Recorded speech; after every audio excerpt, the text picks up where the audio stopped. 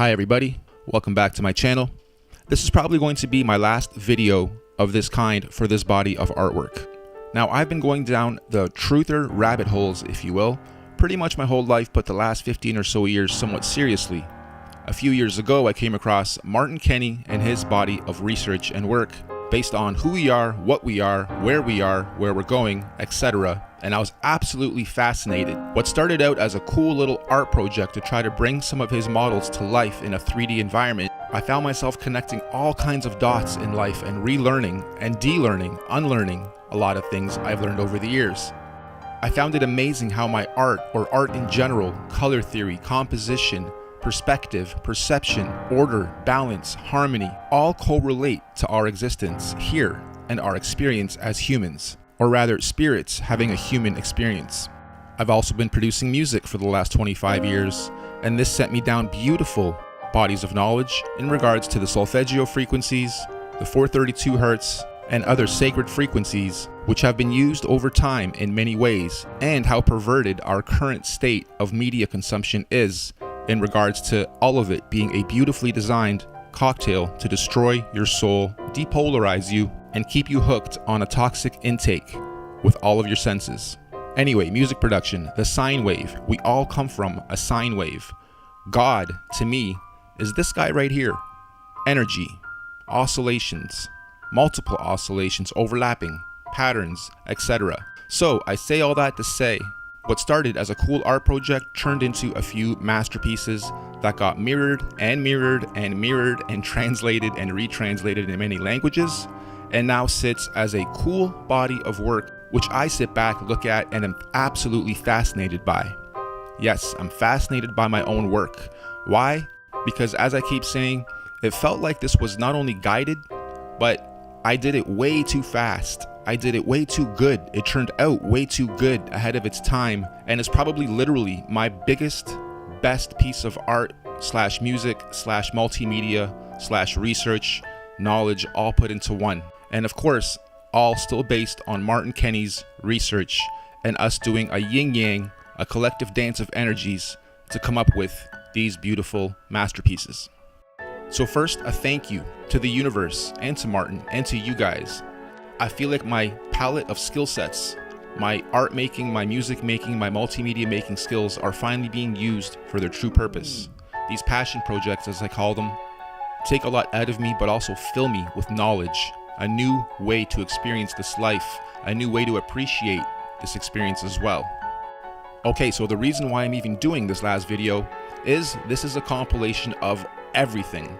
And when I say everything, I mean a lot of stuff has been removed from YouTube. A lot of stuff has been removed from my channel. I actually even removed some of my own stuff at one point. So here I'm recompiling everything that I did, including new stuff you may not have seen before, into one long video. So when you look at the length of this video, no, it's not just one, it's a whole compilation of everything. So thank you again to this beautiful universe for choosing me as the conduit, and for showing me there are people in this world that do have eyes to see and ears to hear, and maybe our receptors are even a little broader, wider, and capable of receiving information that most can't, which in turn turns into prophetic work like we have here. So thank you again, and enjoy this long ass video.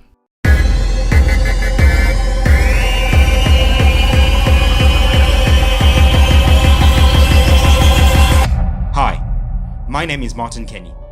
I'm a student of flat earth geocentric science, cosmology, astrology, anthropology, and spirituality. Over the last few years, I've dedicated my life to trying to rediscover and share the true secrets of who we are, and where we're going. And my name is Norb. I'm an artist, producer, and enthusiast of the divine arts and vibrations. I'm also a student of Martin's work and have the privilege of being his conduit to present this information to you in an engaging way. The yin to the yang of this beautiful body of knowledge, research, and intelligence. You ever wonder, who or what are we? And are there others like us? Where are we?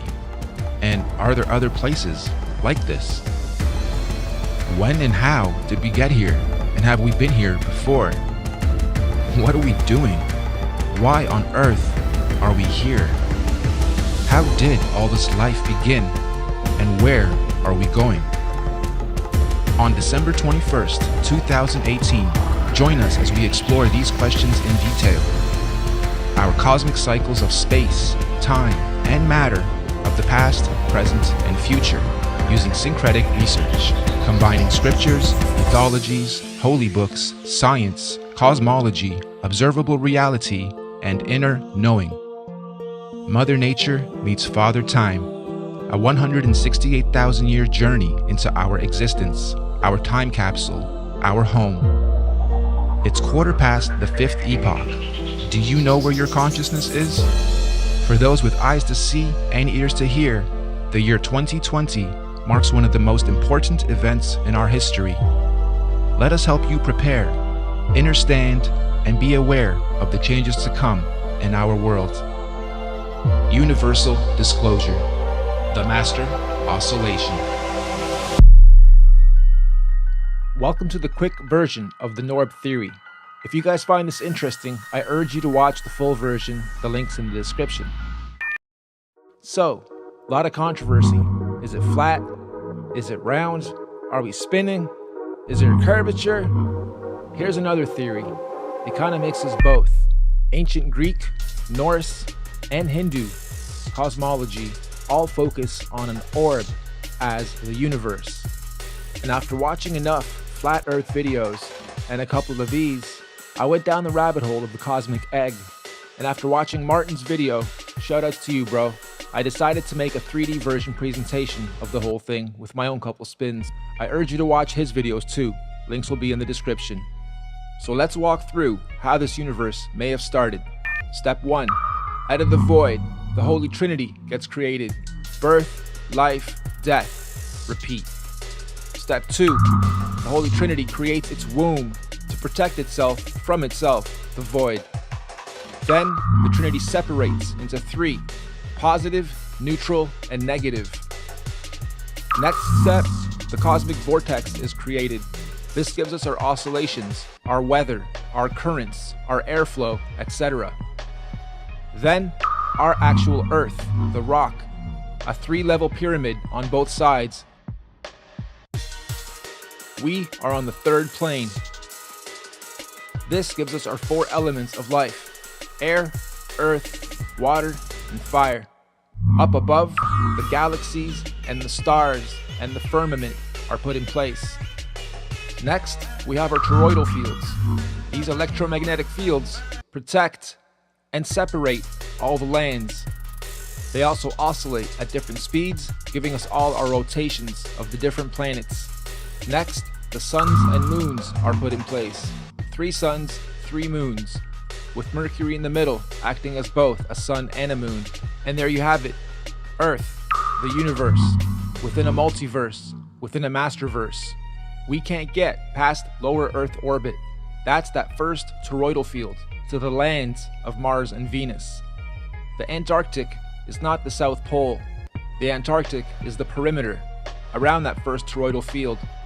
When they say they're going to outer space, it doesn't mean up. It doesn't mean to land on stars. You can't do that. It means to go outside the perimeter to outer lands. When they talk about alien life forms or other life forms, it means coming from these other lands. So who knows what's beyond those perimeters? That could be the land of the aliens.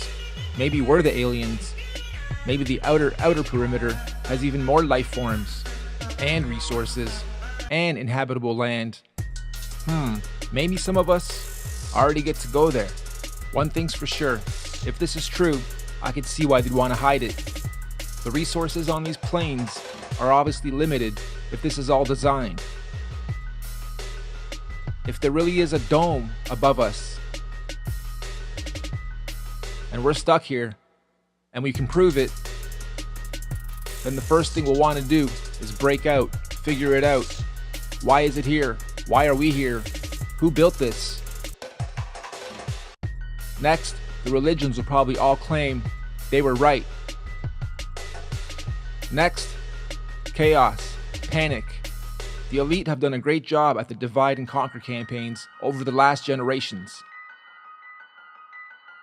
Now it's down to gender wars, identity wars, regional wars, resource wars, and the most important, the war on your mind, body, soul, spirit, perceptions, indoctrination of who you think you should become and what you should spend your life doing.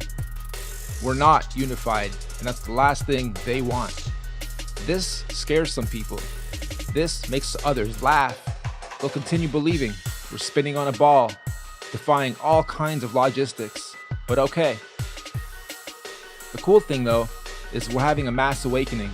All the holy books pretty much tell this same story, just giving all the variables and planets and suns and moons their own names and actors and stories to go by. Being in the arts for the last 25 years, well, my whole life really, but professionally for 25 years, I understand one thing's for sure about music, art, feelings, and this world itself, and that's frequencies and oscillations. And we all come from a sine wave, operate in oscillations and cycles, and so does this planet. It breathes, it goes through cycles, it goes through patterns. The suns and moons go through multiple oscillations at the same time. This model also explains lunar and solar eclipses rather easily. Rainbows, color theory, etc. also rather easily. The point of this, if any, don't let it scare you, even if all of it is true. If anything, this should help you at least gain some knowledge, become a little more illuminated, and understand your life, your body, your mind, your soul is also a big oscillation machine, and you should be oscillating every single day at your full potential. So that if this next life, previous life, we are our own ancestors thing is true, you can ascend in your next lifetime to becoming your own star of stars.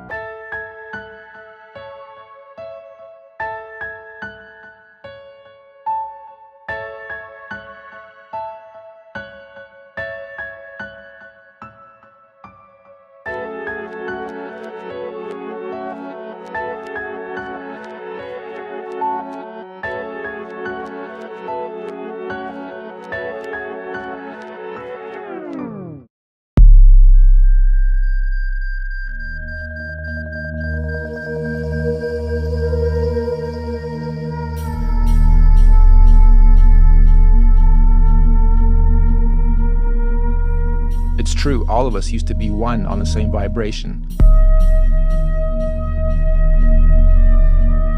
The best way to explain it? We'd have to go either back in time or back to the future.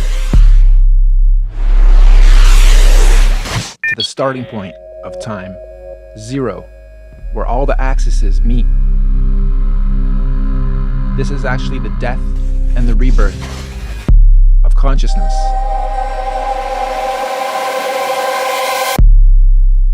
With the huge controversy on whether we do live on this spinning ball or a flat plane, I'm here to present an alternate theory, kind of mixing both.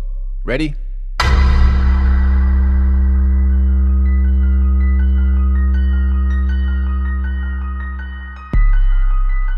At first, out of the void, the nothingness, the timeless, spaceless, and matterless abyss, chaos finally met order. It is intelligent, it is beautiful, It is everything and nothing. It is all at once. It is syncretized. I call it infinite consciousness. One day it decided to finally create a womb for itself, where it can build a home to create an experience within itself. So the Holy Trinity was designed, executed, and it's perfect. This is essentially the birth of consciousness. In the center is absolute consciousness, where everything overlaps: birth, life, death, creation, sustenance, and destruction, the Father, the Son, the Holy Spirit. Everything is divided into threes, hence the 33.3333, etc. number being so popular and important in our society. It's also worth noting, this is where I believe the first sine wave was ever created. That is the breath, the in, the out, the up, the down, the left, right, etc. This is life, consciousness, cycles, repetition, patterns. With its intelligence, the Holy Trinity creates its home, its womb, the first of 5 rings. This is the seed of life, where everything starts.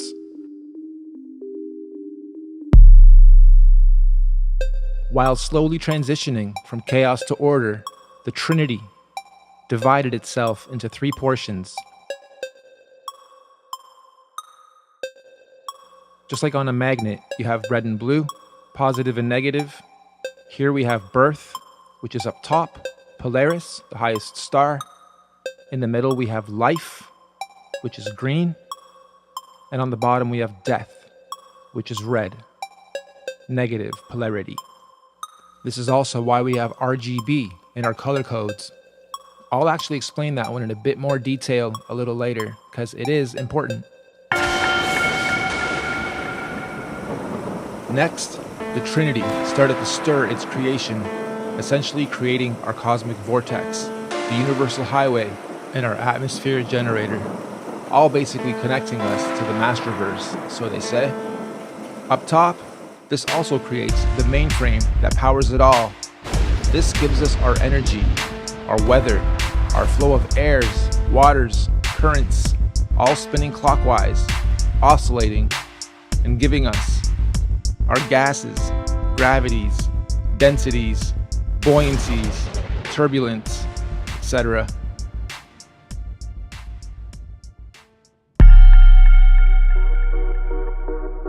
The upper part of the orb is known as the land of the gods. This is where the star of stars, the director of everything, sits. Under him, Omega, Andromeda, and the Milky Way, all giving birth to the first breath by Neptune and Uranus, giving it its first oscillation. This is what mixes everything. This is what creates our actual clockwise spin. We know it as the vortex, the cosmic vortex, or the black hole. Next, we have our actual Earth, built in 3 parts as well, both above and below. Like they say, as above, so below. So we have 3-part pyramid here, and each level of these pyramids are our lands. So we have the crust, the mantle, inner core, and outer core. This is also what gives us our 4 elements of life: air, earth, water, fire. Also, now that you have this viewpoint, you can see that there is such thing as space. However, it's not to go to other planets up there, it's to go to outer lands beyond our perimeter. Why can't we go to the perimeters? This is why right here. These are called toroidal fields. You guys know them as the Van Allen belts. There are 5 toroidal fields that separate the lands and give each its own ecosystem, its own sun and moon, and give each its own atmosphere and rotate and oscillate to give the Earth its breathing system. Okay, this allows the whole orb to breathe in and out, and these toroidal fields protect each perimeter, or we can call them districts. So we are on the center one, and you'll see 4 here with a tiny one in the center of our Earth, which is the North Pole. Okay, there is an actual polar field there. There is actual energy there. Compasses get pulled there. So let's take a closer look. These electromagnetic fields all oscillate at different speeds. So if we go by this theory, then the sun is traveling around us at around 1,000 miles an hour. And the other stars are also traveling in their respective speeds in their own perimeters. The second perimeter with Mars is 67,000 miles an hour, and the outer perimeter is close to 500,000 miles an hour. So all of these have their own oscillations, both the actual rings and the actual planets or sun and moons within them. Each of these lands, each of these rings has 4 atmospheres to go along with it. And that is the troposphere on the bottom part, the stratosphere just above us, the mesosphere, and then the thermosphere. And again, going back to the vortex that spins from above and below is what gives all of these their oscillations. We're going to talk more about oscillations a little later because they are very, very important. Okay, so now let's break down the planets. Each land has its own sun and moon. Mercury, which is the very center of centers of everything in the North Pole, is both a sun and moon. Okay, it is both, therefore, we're not counting it here. We're saying there's 3 suns and 3 moons, man and woman, left and right, positive, negative.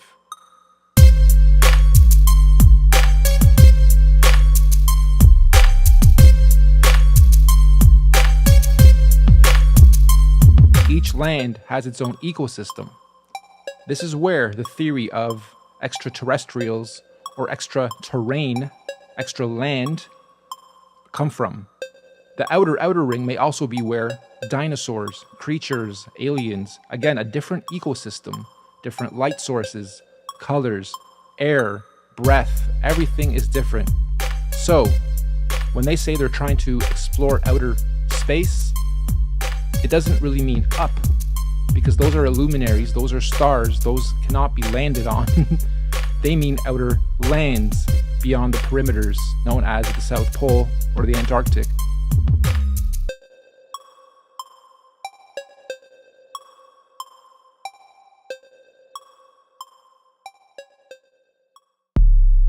You guys have taken in a lot of data. Congrats for sticking around this long. Let's quickly recap. We have the Holy Trinity creating the womb. Then the Holy Trinity separates into positive, neutrality, and negative. Then a vortex is created. Then a rock is created for our lands. Then our toroidal fields are created to create cycles and to create breath and to create oscillations. Then suns and moons are created, and they also have their own oscillations, and they are all respective to their own lands. So let's break down oscillations some more. Here we simply see a sun and a moon going around in a circle. And here we see 3 going around in circles. Now some are oscillating faster than others, but they're all generally going in a circle.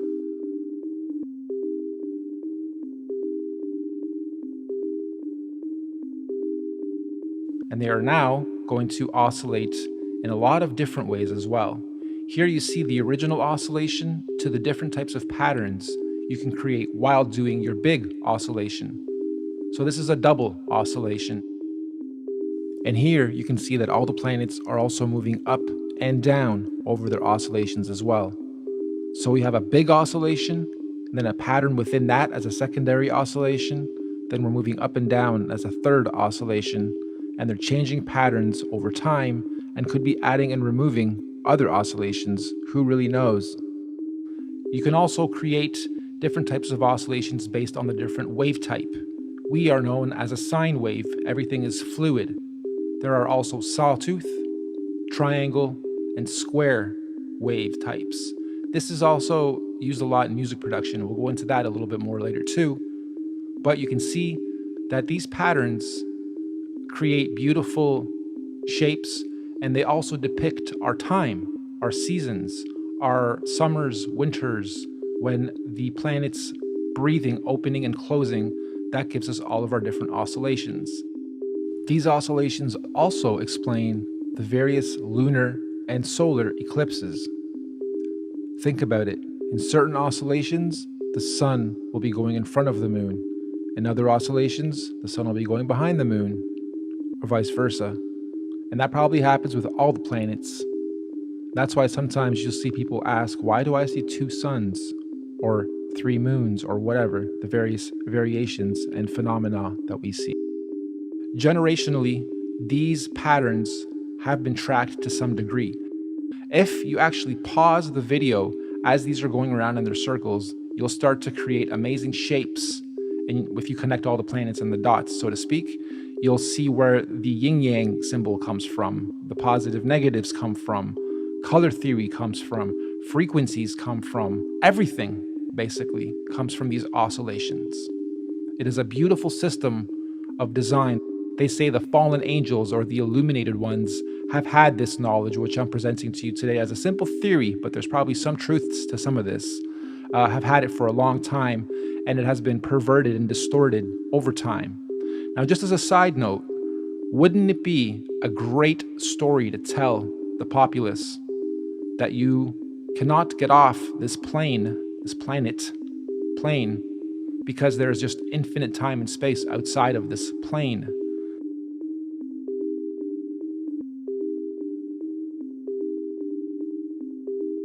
We only have access to the inner part. It is a special part of all this because it is the center, and we have access to the North Pole, which is where ascension happens. And I do think we are in a special time. It's not just, let's prove the Earth is flat. What's beyond that? So what if it is?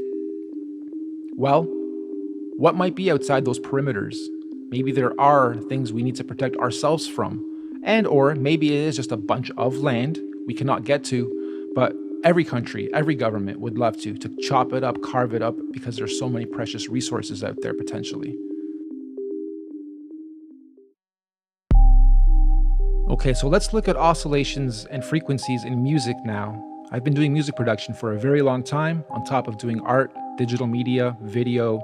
I've gone through everything to do with art at a fundamental level in various gifted schools and whatnot. My creative side is my passion, my labor of love, and I believe I've been given these beautiful talents and skills to share beautiful information like this and potentially help you guys ascend, or at least become illuminated and understand and have knowledge in a beautiful, engaging presentation. Here we have frequencies with music and layering music and giving you visuals for those frequencies. You can see that certain notes sit in the lower frequencies and certain notes sit in the higher frequencies.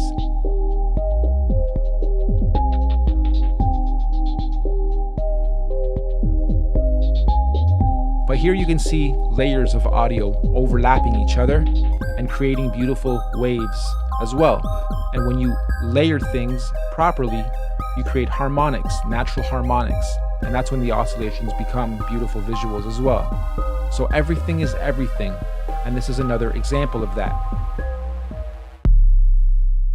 But when it comes to music, and when it comes to artists hitting certain notes and singing certain melodies, or priests chanting, or other melodic structures, or chording, or layering of your voice or an instrument, again, you get beautiful harmonics. So when we play something in the higher octaves, it sounds angelic.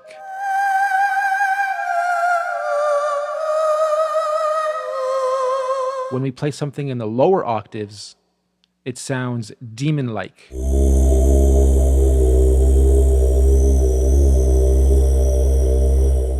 If we take this one step further and add a visual and sound effects, you can definitely see how you can make someone uncomfortable or anxious by design. Now, while watching this, think of your daily routine and how you oscillate and what you eat and what type of frequencies you take in, people you talk to, entertainment you take in, etc. You'll be surprised at how much negative energy you probably take in on a daily basis and don't even know it.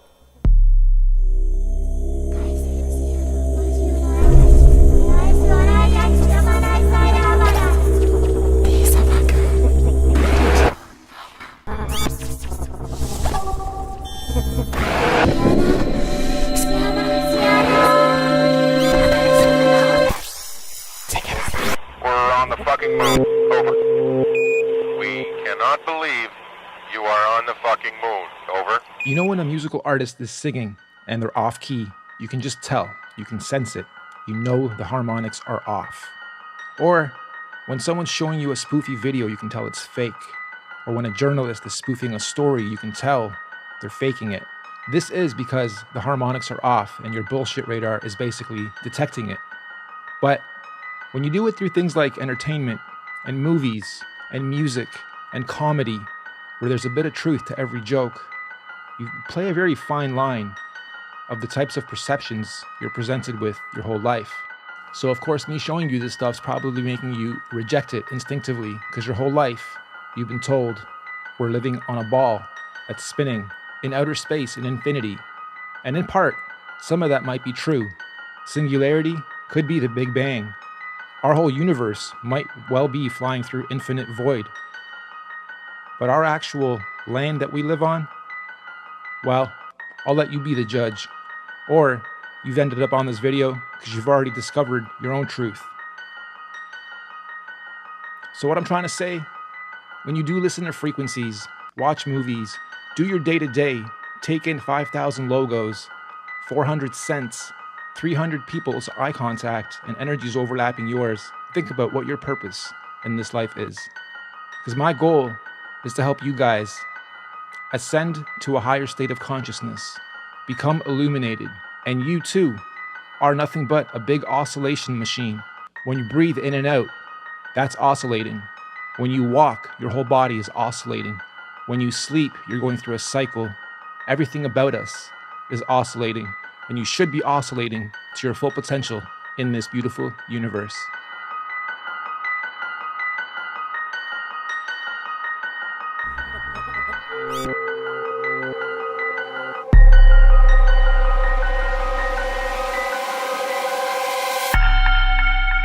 In between the fourth and fifth toroidal fields is where the firmament sits. This is where all the stars are attached and fixated as they do their oscillation as well. This firmament is what prevents us from going up. In fact, there's footage online of rockets being sent up by independent teams, and you can clearly see it hit something up there before coming back down. Now, if you look up Operation Fishbowl and Operation High Jump, you'll come across some interesting information regarding the efforts that the governments have put in to try to get through the firmament. Anyway, that is how the star system works.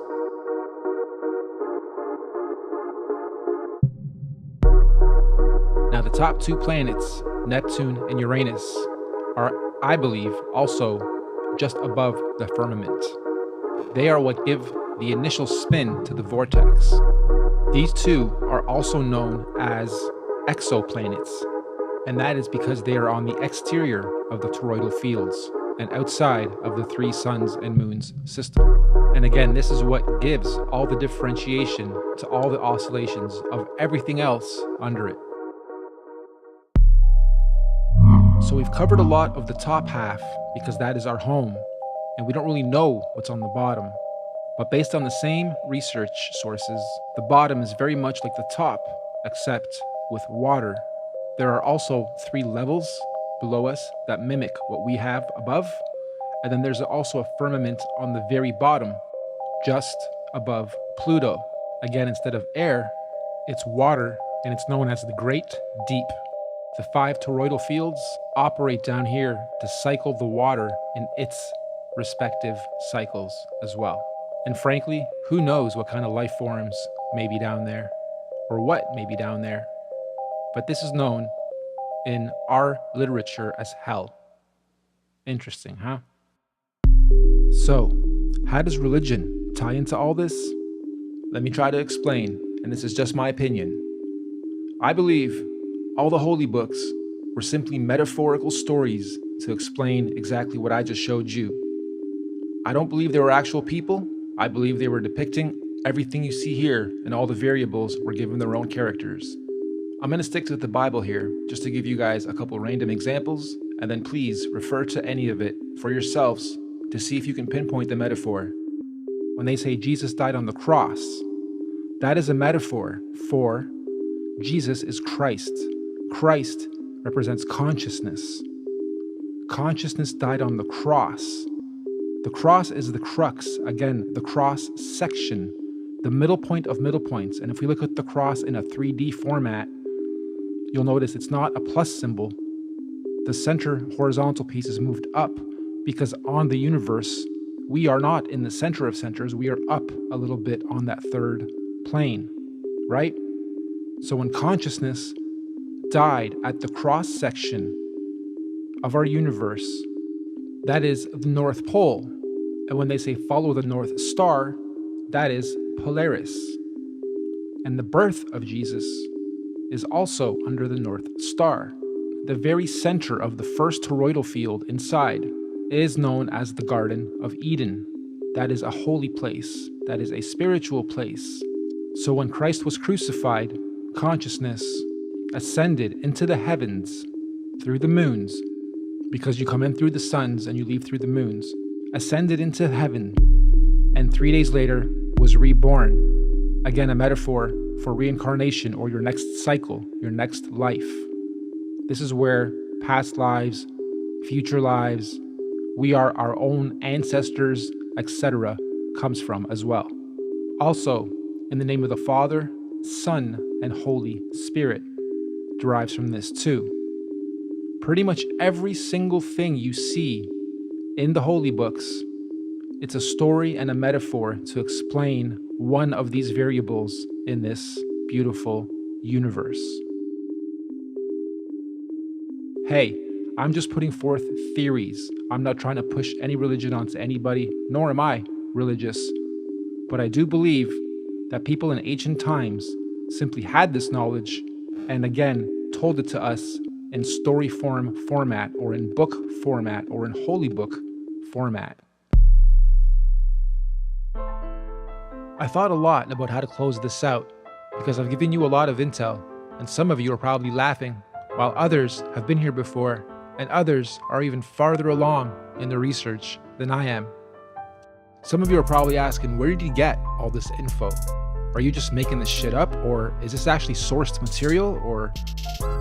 Well, it's a mix of ancient literature, cosmology, science, and putting various random puzzle pieces together for a long time. Again, it's called the Norb theory because it's just that. I don't believe in this definitively either. I just think it's a lot more plausible than what we're currently told. And as I close this out, I'm going to show you guys some screen caps of others that have taken this theory before me in their own ways and presented it. I'm also going to leave links in the description to the stuff that influenced me, at least some of it, that breaks some of this down and gives it even more context. So, does it really matter if the earth is flat or not? Not really. At least not for those that already don't believe a lot of what we're told and taught. And there's a lot of us, and more, awakening every day. But I guess some of the fears would be that the religions would quickly claim they had the right story. There is a creator, something designed this thing, be it a simulation of a simulation, or a great designer, a god, a greater being. And not to mention, they'd have to finally fess up that they've been lying this whole time and give us full disclosure, which may well happen. It's actually an exciting time as more people wake up. There's a lot to explore, there's a lot to learn, and it's amazing to finally realize we don't know that much about ourselves or where we live, at least not most of us. I always thought there must be some order, it's not just all chaos and random, and this was my final missing link to that thinking. There very well may be other life forms out there, aliens or whatever, but they're depicted very negatively, low frequencies, ugly creatures. They may be way ahead of us and looking at us as the aliens or the pests, the destructive species that can't even get into their own harmony. Keep them away from us. Could be what they're saying. Never really know. So what's after this? Well, they say if you lived out your karma properly, you ascend. If not, you're doing this again. Is there going to be a part 2? Who knows? Hopefully, all of us will be actually living it instead of watching it on your screens. They have nations divided. They have religions divided. They have demographics divided. They have age groups divided. And now they're going after the biggest, the gender war. Whether we're going to space or we're going to the outer limits, I still believe the purpose of life is to be good versus evil. I still believe I've made it to where I've made it to in life because I've challenged everything and I've not been definitive with my thinking, especially when it comes to belief systems, politics, the way I oscillate in this lifetime, and how I spend my time and resources and efforts to try to achieve my goals.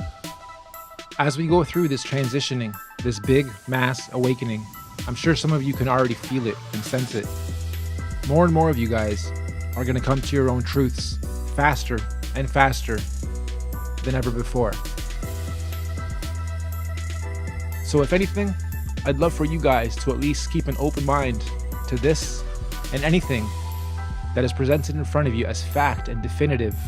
If you can't touch it yourself, explore it yourself, see it yourself, not just on a television screen, not just through news, not just through an organization, be it government or not, then don't just blindly believe it just because you've been told something your whole life. Doesn't make it true. But do your own research. And the 5 most important words that I don't think they want me telling you, they're simple. All you need is love.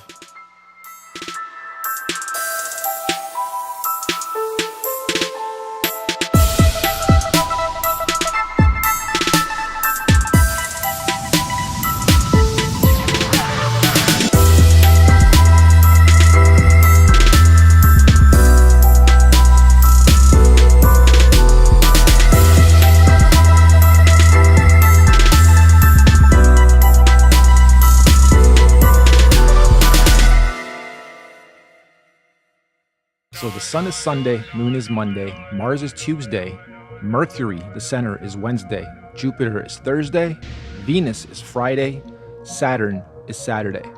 We have a pretty interesting shape here. I decided to keep going and connecting the rest of the planets as they are all aligned.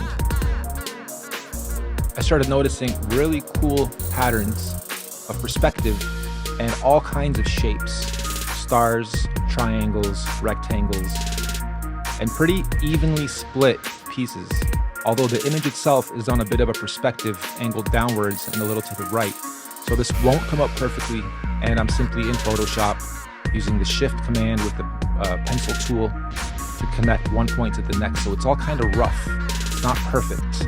However, you still get the idea.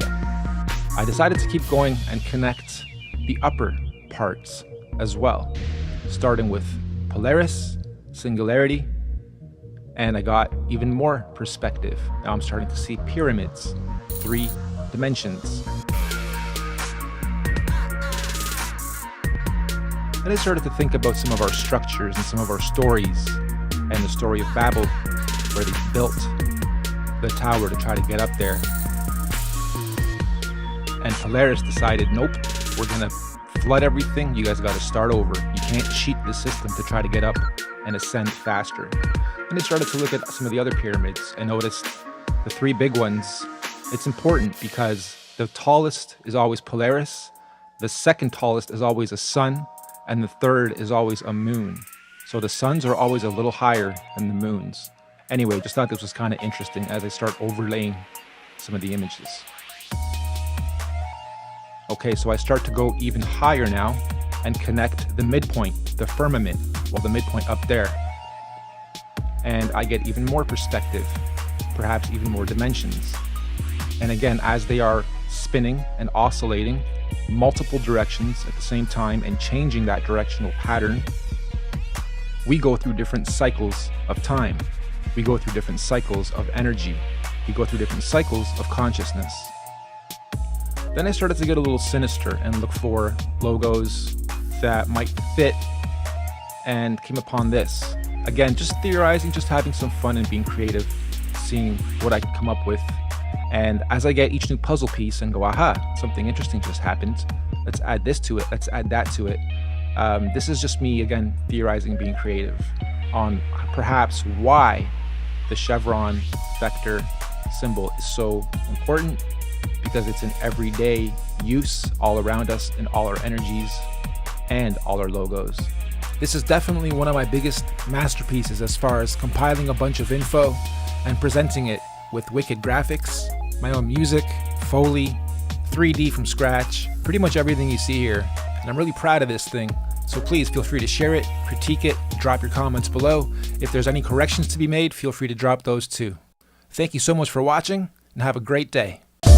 Even if it doesn't make sense, don't you ever question NASA, your authority, your government. They would never lie, nope, never spy, nope, never spray the sky, never take a bribe, right? Number two, anytime you see flat earth proof, just regurgitate the bullshit that you learned back in school. Is the curriculum true? It's approved by the experts. Be a good boy, obey everything they tell you. Number three, this one's got to do with the sea. Water never curves, but they call it gravity. Hold up, bro, you don't believe in gravity? I call it density and buoyancy. Number four, I know you heard this one before. Look at the ships disappear on the horizon as they dip, but a zoom lens brings it back in. There it is. Nope, that's just refraction, a mirage every day. Number five, look up, don't you see the satellite? Don't you see the blinking lights? How the f can you deny? Cause I look up every night and I see the same sky. Nothing ever parallaxes, nothing ever flies by. So 6, stuck in the matrix, I hate this fix. Spaceships, photoshopped reality from data strips. Yet we believe 6 moon missions made it. Yeah, all we see is CGI and some great tricks. 7, this rule is completely underrated. Keep your social life and flat earth completely separated. Cause the skeptics won't get this, but get this. Our freedom of artistic expression and free speech is under threat. Number 8, I ate it sideways, that's infinity. I was made from the Trinity, not no apes, just infinity. My algorithm is set to 432 hertz. Perfect fractal patterns, those are nature's words. Number 9, the math and the numbers say it all. Railroads and canals were built on no ball. And from ancient civilizations to today's shoot, the engineers don't put the curvature in their equations. I'm saying number 10, get ready to pretend, regurgitate again, cause you can't fail, my friend. And if you get too many F's, you get sent to the dock. You got ADD, you're popping a cocktail full of candles. Say the sun is not at 3 million miles away. That's a bunch of bullish hot spots, prove it. Say the sun is not at 3 million miles away. Get your mind right or they start to abuse it. They call it a sea level, not a sea curve. And I don't see curve, I'm a truth seeker. Vomit on reality distorted by these teachers and doctrinated research. Let's go and smoke some weed. Used to have respect for road joking and team, for waking people the up to this monster machine, which we all bow down to in some chronic degree. But if you educate yourself a bit, you're free your mind and your seat. You've already learned to love the servitude they put you in. Condition to focus on your ego and sick indoctrination. The days is on the money to remind us of the power. Prophecies were simply repeating the plans of these powers. This body of work is a hypothesis and theory based on syncretic research. This research is meant to unite people and open up discussions about our reality. All we ask is that you be kind to each other once you watch this and start discussing and dissecting it. We also ask and strongly encourage you and everybody to re-upload and mirror this on any and every platform, redub it in your language, do reaction videos, make screenshots, remixes, refixes, and get this out there. One last disclaimer, some of the maps on these models and elements are not to spec, and I did them to be as visual as possible, so don't mind some of the maps being off, distorted, or totally wrong. They are meant for representation purposes only. So, grab your snacks and drinks, and get ready to have your mind blown. Let's go. Before we get into the details, it's extremely important that you have a full understanding of the construct of our geocentric electromagnetic universe. If you're not familiar with this geocentric model, we're going to leave links in the description for you to catch up on the basics. In short, we're not on a ball. Our Earth currently consists of 4 concentric rings of physical land, beginning and spiraling out from the 0-point axis at the center of the plane, just like a drop of water that falls into a larger body of water, therefore creating a ripple effect, beginning from its point of impact, concentrically expanding outwards. The very middle center of this vast earthly concentric plane is what's known as the 0-point axis. This is what we refer to as the magnetic North Pole. This central pole is not just a symbolical metaphor, but an actual physical marker, said to be a magical, or should I say, magnetic pillar, sometimes referred to as a holy mountain or the tree of life. The first big red pill you're gonna have to swallow is that beyond all these dimensional fields of energy from where we are now, in our northern and southern extremities, are other extraterrestrial lands inhabited by other extraterrestrial civilizations. This is what we might call extraterrestrial outer and inner space, extraterrestrial outer and inner Earth. I know, it sounds crazy, just bear with me. Each of these 4-dimensional rings of Earth have their own eco, lunar, solar systems and seasons, and their own sun and moons, which would be our current 7 wandering stars. Saturn and Jupiter being the solar sun and lunar moon of the outermost ring, domain, or realm of Earth. Mars and Venus being the solar sun and lunar moon of the next concentric domain of Earth inside that. This Mars and Venus domain would be the main realm beyond our southern Antarctic boundary and the Aurora Australis electromagnetic field. Then, of course, we have our own solar sun, Apollo, and lunar moon, Artemis, in this domain. And last but not least, Mercury within the inner central realm beyond our northern Arctic boundary and Aurora Borealis electromagnetic field. This inner star, Mercury, is androgynous, both a solar sun and lunar moon in one. It's sometimes referred to as the inner Earth Sun or Black Sun or Planet Nibiru or Planet X.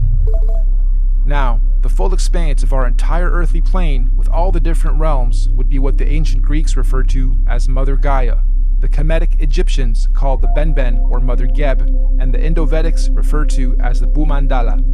In this presentation, we're going to explain and show how this spiral expansion of space, time, and matter began and continues to be.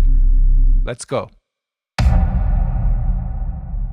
This calendar is a modern interpretation and mix of the Aztec Mayan calendar, Egyptian Dendra stone, the various Chinese and Indian Dharma wheels, as well as other ancient cosmological and universal clocks and calendars.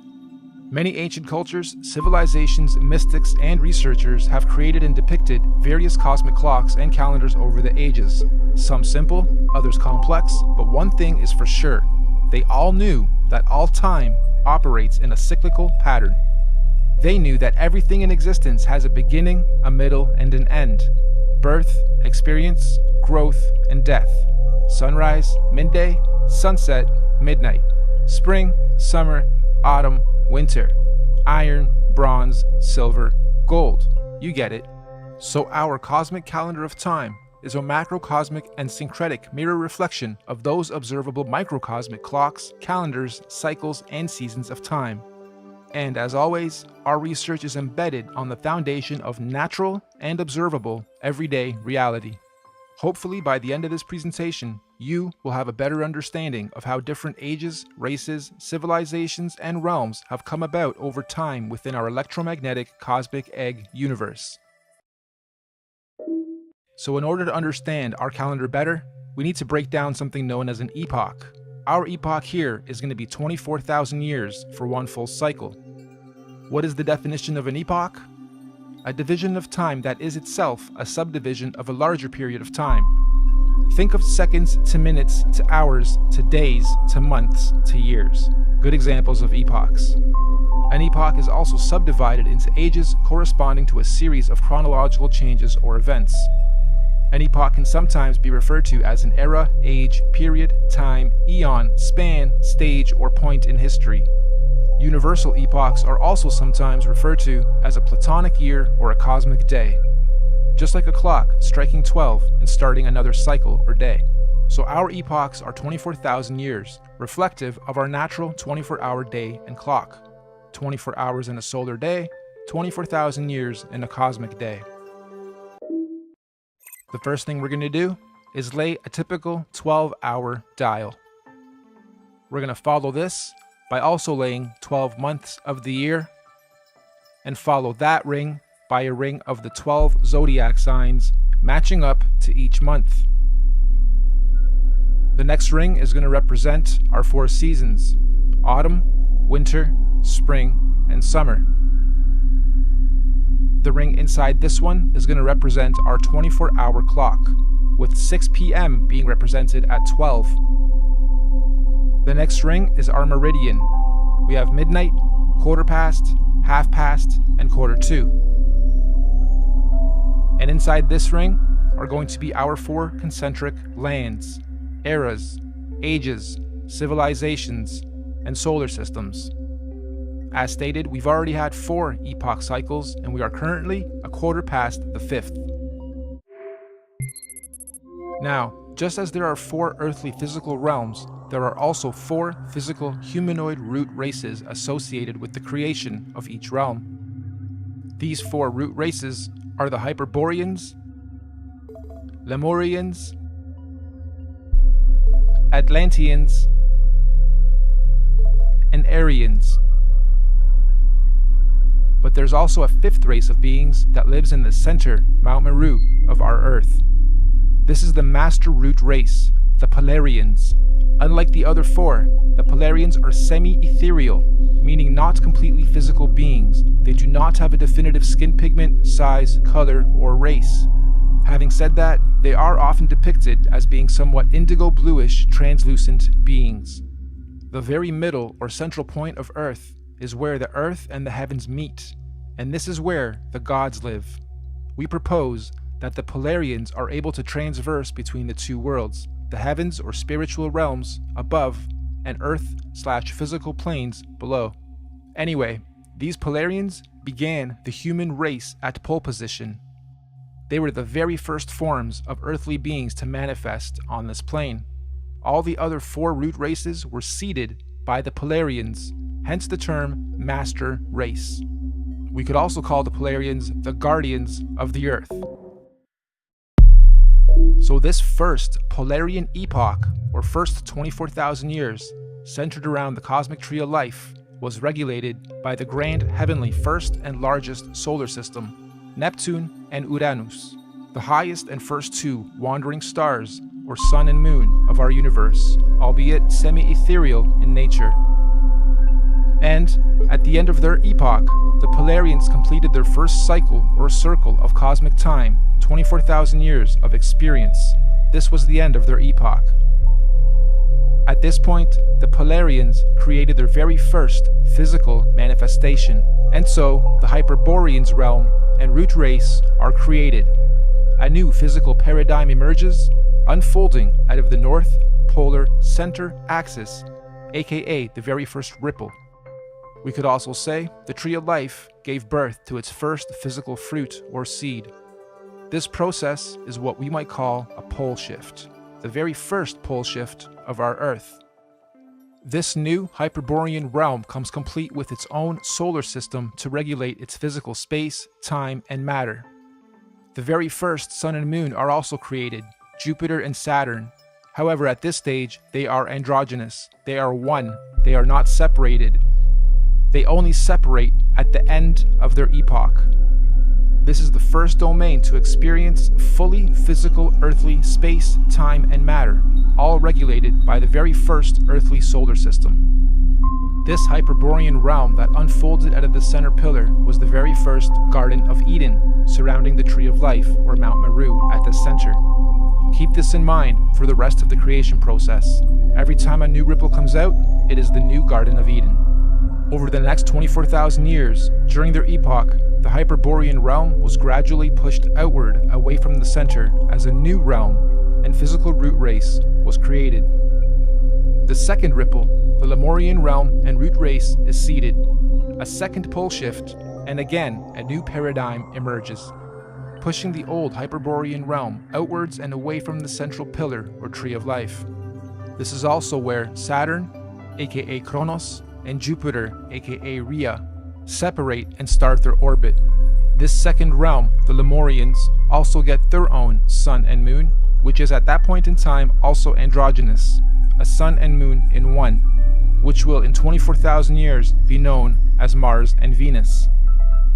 During this epoch, the Lemurians are the Garden of Eden, and Mars and Venus, the androgynous sun and moon, regulates its cycles, seasons, and ages of this new realm and domain. Don't forget, the Lemurians were also seeded from the Polarians, the master root race, and not the Hyperboreans going inward. All races were created and seeded from the Polarians. So the Lemurian realm is the second Garden of Eden, and again, after a cyclical time, when their epoch ends, they too were pushed outward to make way for the third root race. The Atlantean realm and root race is seeded. This is pole shift number 3. Mars and Venus now separate into two and start their orbit. This new Atlantean realm, like the previous two, was seeded with its own androgynous sun and moon that will eventually turn into Apollo, our sun, and Artemis, our moon, to regulate and control the cycles, seasons, and ages of that realm. This Atlantean root race and realm is the one we currently inhabit. All human races in this realm of Earth are predominantly Atlanteans. You are an Atlantean. During this Atlantean epoch, we in this realm were the Garden of Eden at the center.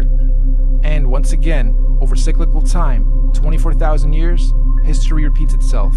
Atlantis fell, or rather sank, when the Great Deluge or Flood happened, and reset us from the center to where we currently are, also finally setting Apollo and Artemis into their orbit. And so the Aryan root race was seeded out from the fourth and most recent pole shift. This is the current Garden of Eden. And to give us a point on our timeline, this Aryan root race and realm was seeded about 6,000 years ago to join the human race. And as our fractal pattern continues, just like the realms before it, the Aryan realm was birthed with its own solar system, Mercury, its androgynous sun and moon, to regulate and control the cycles, seasons, and ages of that new domain. And so, here we are, 6,000 years into the Aryan or fifth epoch.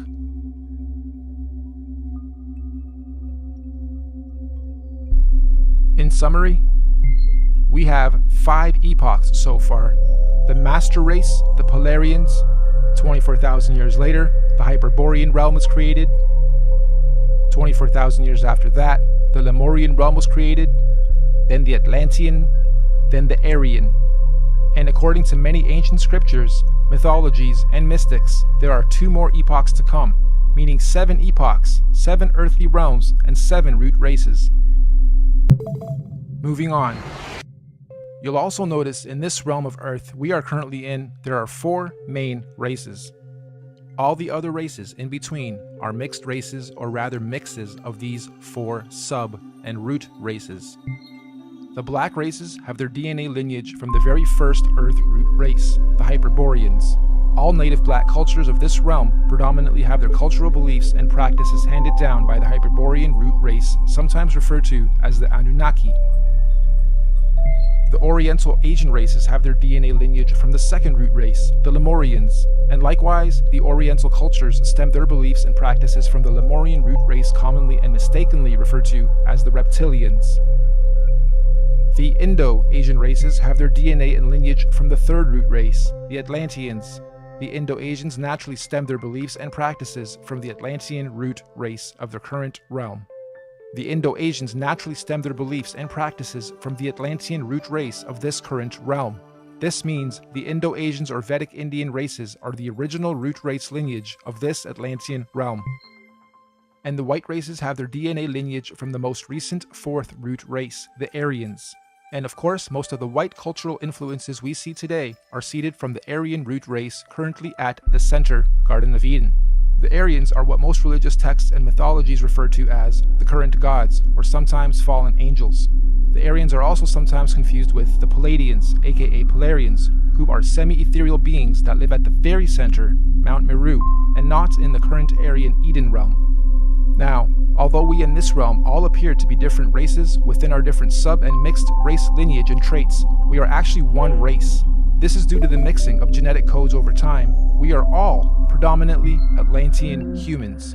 only with slight genetic variances, most notably skin pigmentation, hair structure, eye color, and cultural and religious programs.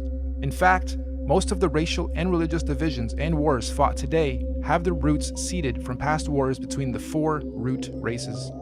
We Atlanteans in this realm inherited our predisposed prejudices of one another from outside influences. Now, we hypothesize that all the other Earth realms would have many different multicultural sub- and mixed races in their own domains, just like we have in this realm. Meaning, there are probably thousands of different sub- and mixed races and cultures within the different domains across the entire plane of our Earth. But, fundamentally, every root, sub- and mixed race on Earth is of Polarian origin. Every physical conscious being in existence on Earth is of Polarian origin, with all the various solar systems and extraterrestrial civilizations divided and separated from one another by the various toroidal electromagnetic fields, aka the Van Allen belts. These electromagnetic belts do periodically open and close or weaken and strengthen dependent on the various universal and cosmic cycles, seasons, and ages. This periodically happens to allow the sharing or rebalancing of conscious energy, technology, and knowledge between all the different earthly dimensional realms. And we are fast approaching the next opening of these electromagnetic barriers. This opening event will be a revelation that will impact us all in this realm, collectively and individually. We can already see the birthing pains of this great cosmic event with the current so-called conscious awakening and unusual weather patterns. Moving on. We must remember that these physical constructs we call bodies are just that. They are bodies, vehicles, avatars that carry the real, living, Polarian conscious energy or spirit being within it. This conscious energy within us that is here experiencing, learning, growing, and sharing is what some might call a spirit or a soul. This is the real you, your soul, your conscious energy. And we all know energy has no color or race or nationality or prejudices, just polarity, positive energy, good vibes or people or souls, and negative energy, bad vibes, people or souls. And as such, the human race is just part of the temporary physical journey, individually and collectively, what many in modern times term as the matrix, or what the ancients called the Maya, the illusion. Next, let's explore exactly how cosmic epochs and ages work, using the current Aryan epoch calendar as our reference. You'll notice the outside rings note our months of the year as well as our 12 zodiac signs. The 12 solar months are actually a microcosmic reflection of the 12 zodiac constellations. These 12 zodiac constellations are our heavenly cosmic clock rotating above us. As they rotate, each constellation has its own energies that subconsciously influence and help guide us consciously here on the earthly plane, both individually and collectively. These 12 months are further divided into our 4 seasonal sections: autumn, winter, spring, and summer, which in cosmic terms are known as the 4 seasons of conscious evolution. These conscious seasons are what the Greeks called the 4 ages of man and Vedic scriptures called the Yuga ages. These 4 Yuga ages are the Golden Age, Satya Yuga, Silver Age, Treta Yuga, Bronze Age, Dwapara Yuga, and Iron Age, Kali Yuga. A full epoch, 24,000 years, is broken up into 8 Yuga ages. Therefore, each Yuga age is 3,000 years. You'll also notice there are more golden or yellow ages than any other. This is because the golden ages mirror the sun's presence during the course of our 12 calendar month solar season. So as you can see, lots of sunshine in the summer, a little less in autumn and spring, and little to none in winter. Of course, sunshine in this case is translated into conscious intelligence. And obviously, the Yuga ages of our universal summer are much higher states of consciousness than the Yuga ages of the spring, autumn, and certainly winter ages. We also hypothesize that when golden ages overlap within different realms, there are no torus fields or separation between those particular realms. This means that when the time comes and the golden ages overlap, all lands that overlap can be crossed in and out of. In other words, those particular domains are open and free to interact without restriction. This is because they are oscillating at the same golden ratio of frequency or resonance. So, let's now map the universal, cosmic, and solar timelines of all the individual realms or domains. Mainstream science tells us that the Iron Age began about 6,000 years ago, which mirrors the reset point here, 12 o'clock. They also tell us that the Middle Ages were about 3,000 years ago from today, which again mirrors the timeline here. And this timeline is also the common narrative among most holy books. So, our calendar has our realm or domain beginning this epoch 6,000 years ago with the age of Taurus, the bull. Interestingly, the Old Testament of the Bible begins in an age where they worship the bull. This is symbolical of the first 2,000 years of Taurus astrological energy. After some time, bull worship ended with the story of God telling Abraham to stop bull worship and instead sacrifice a ram. This is symbolical of the change from the Taurus bull age into the Aries ram age. And again, 2,000 years later, Jesus, the fisher of men, comes into play. The Jesus fish symbolism is telling us of the shift from the Aries into the two fish Pisces age. And once again, as we reach the end of the Jesus fish Piscean age, we now see the effects of the new water Aquarian age. Aquarius, of course, is symbolized by the mixing of waters. It is the age of mixing, discovery, disclosure, and technology. If we were to set this calendar to today's date, we would be sitting at just before quarter past reset. 6,000 years into the fifth epoch, bang in the middle of the cosmic winter or iron age of universal collective consciousness. In fact, to be a little more exact, we've got us at 2 minutes to midnight. Midnight being 2020, minutes being years. Now, this is interesting because mainstream science has something called a doomsday clock. And on the doomsday clock, they are saying the Earth is 2 minutes to midnight or doomsday. It was actually moved from 3 minutes to 2 minutes on the 18th of January of 2018. And I'm sure most of you know that doomsday or apocalypse simply means a marked period or shift or change from one thing into another. The end of the old and the beginning of the new. And we are living in extremely exciting times for those who are paying attention to what is going on. Knowledge, truth, new information and discoveries are not to be feared. They are to be embraced. This particular cosmic shift we are about to have is an important one because it's a cardinal shift. This means all 4 current earthly domains will simultaneously be experiencing their own doomsday or apocalypse or shift of season. So let's go through each realm's cosmic shift. The Central Aryan realm will be having a fantastic apocalypse, shifting up from their bronze into their silver age of consciousness. We in this domain, we're having an okay but confusing apocalypse, shifting up and out of our Iron Age into our Bronze Age of consciousness. Hence the so-called conscious awakening. Knowledge, information, and data are more readily accessible to the masses than at any other time in this era of recorded history. We can clearly see all these changes slowly taking effect, particularly in the more advanced regions of this domain. We get a lot of knowledge from technology. Now, the domain outside of ours, Mars and Venus, are going through a horrible apocalypse.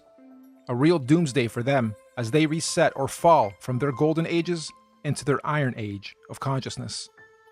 And the last realm, the Hyperborean realm, still has one more golden age to go. What's even more interesting though, is the nature of this current and coming cosmic shift. Like we said earlier, the current shift is called a cardinal shift, meaning we are not only having a zodiacal energy shift, but we will also simultaneously be having a physical solar shift to mark all these changes. This simultaneous double transitional shift is known as a cosmic or galactic alignment. So, 2020 means you have perfect vision. Why 20? Why not 10? Or 100%? Well, if you believe, like I strongly do, that we are running on scripts or scriptures, some that we haven't even discovered about ourselves, then you may also hypothesize that in 2020, we will all have perfect vision. What does this mean? It means on the 21st of December, 2020, during the winter solstice, there's going to be a great cosmic solar event that will be seen and experienced by every single conscious being in our universe. This is what is commonly being described as the event. Why December 21st, 2020? there's natural scientific significance of this date with relation to our solar system.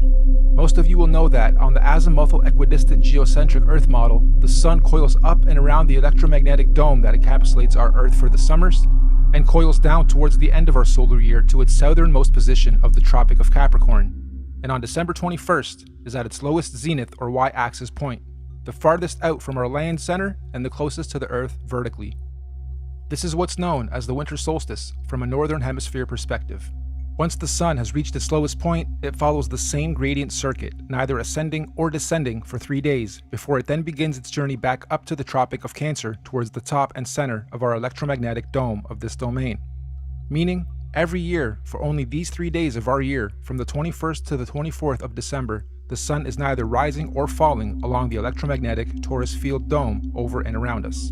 The Sun only resumes its ascension back up to the top 3 days after the 21st, on the 25th of December. Sound familiar? Dead for 3 days, only to rise again?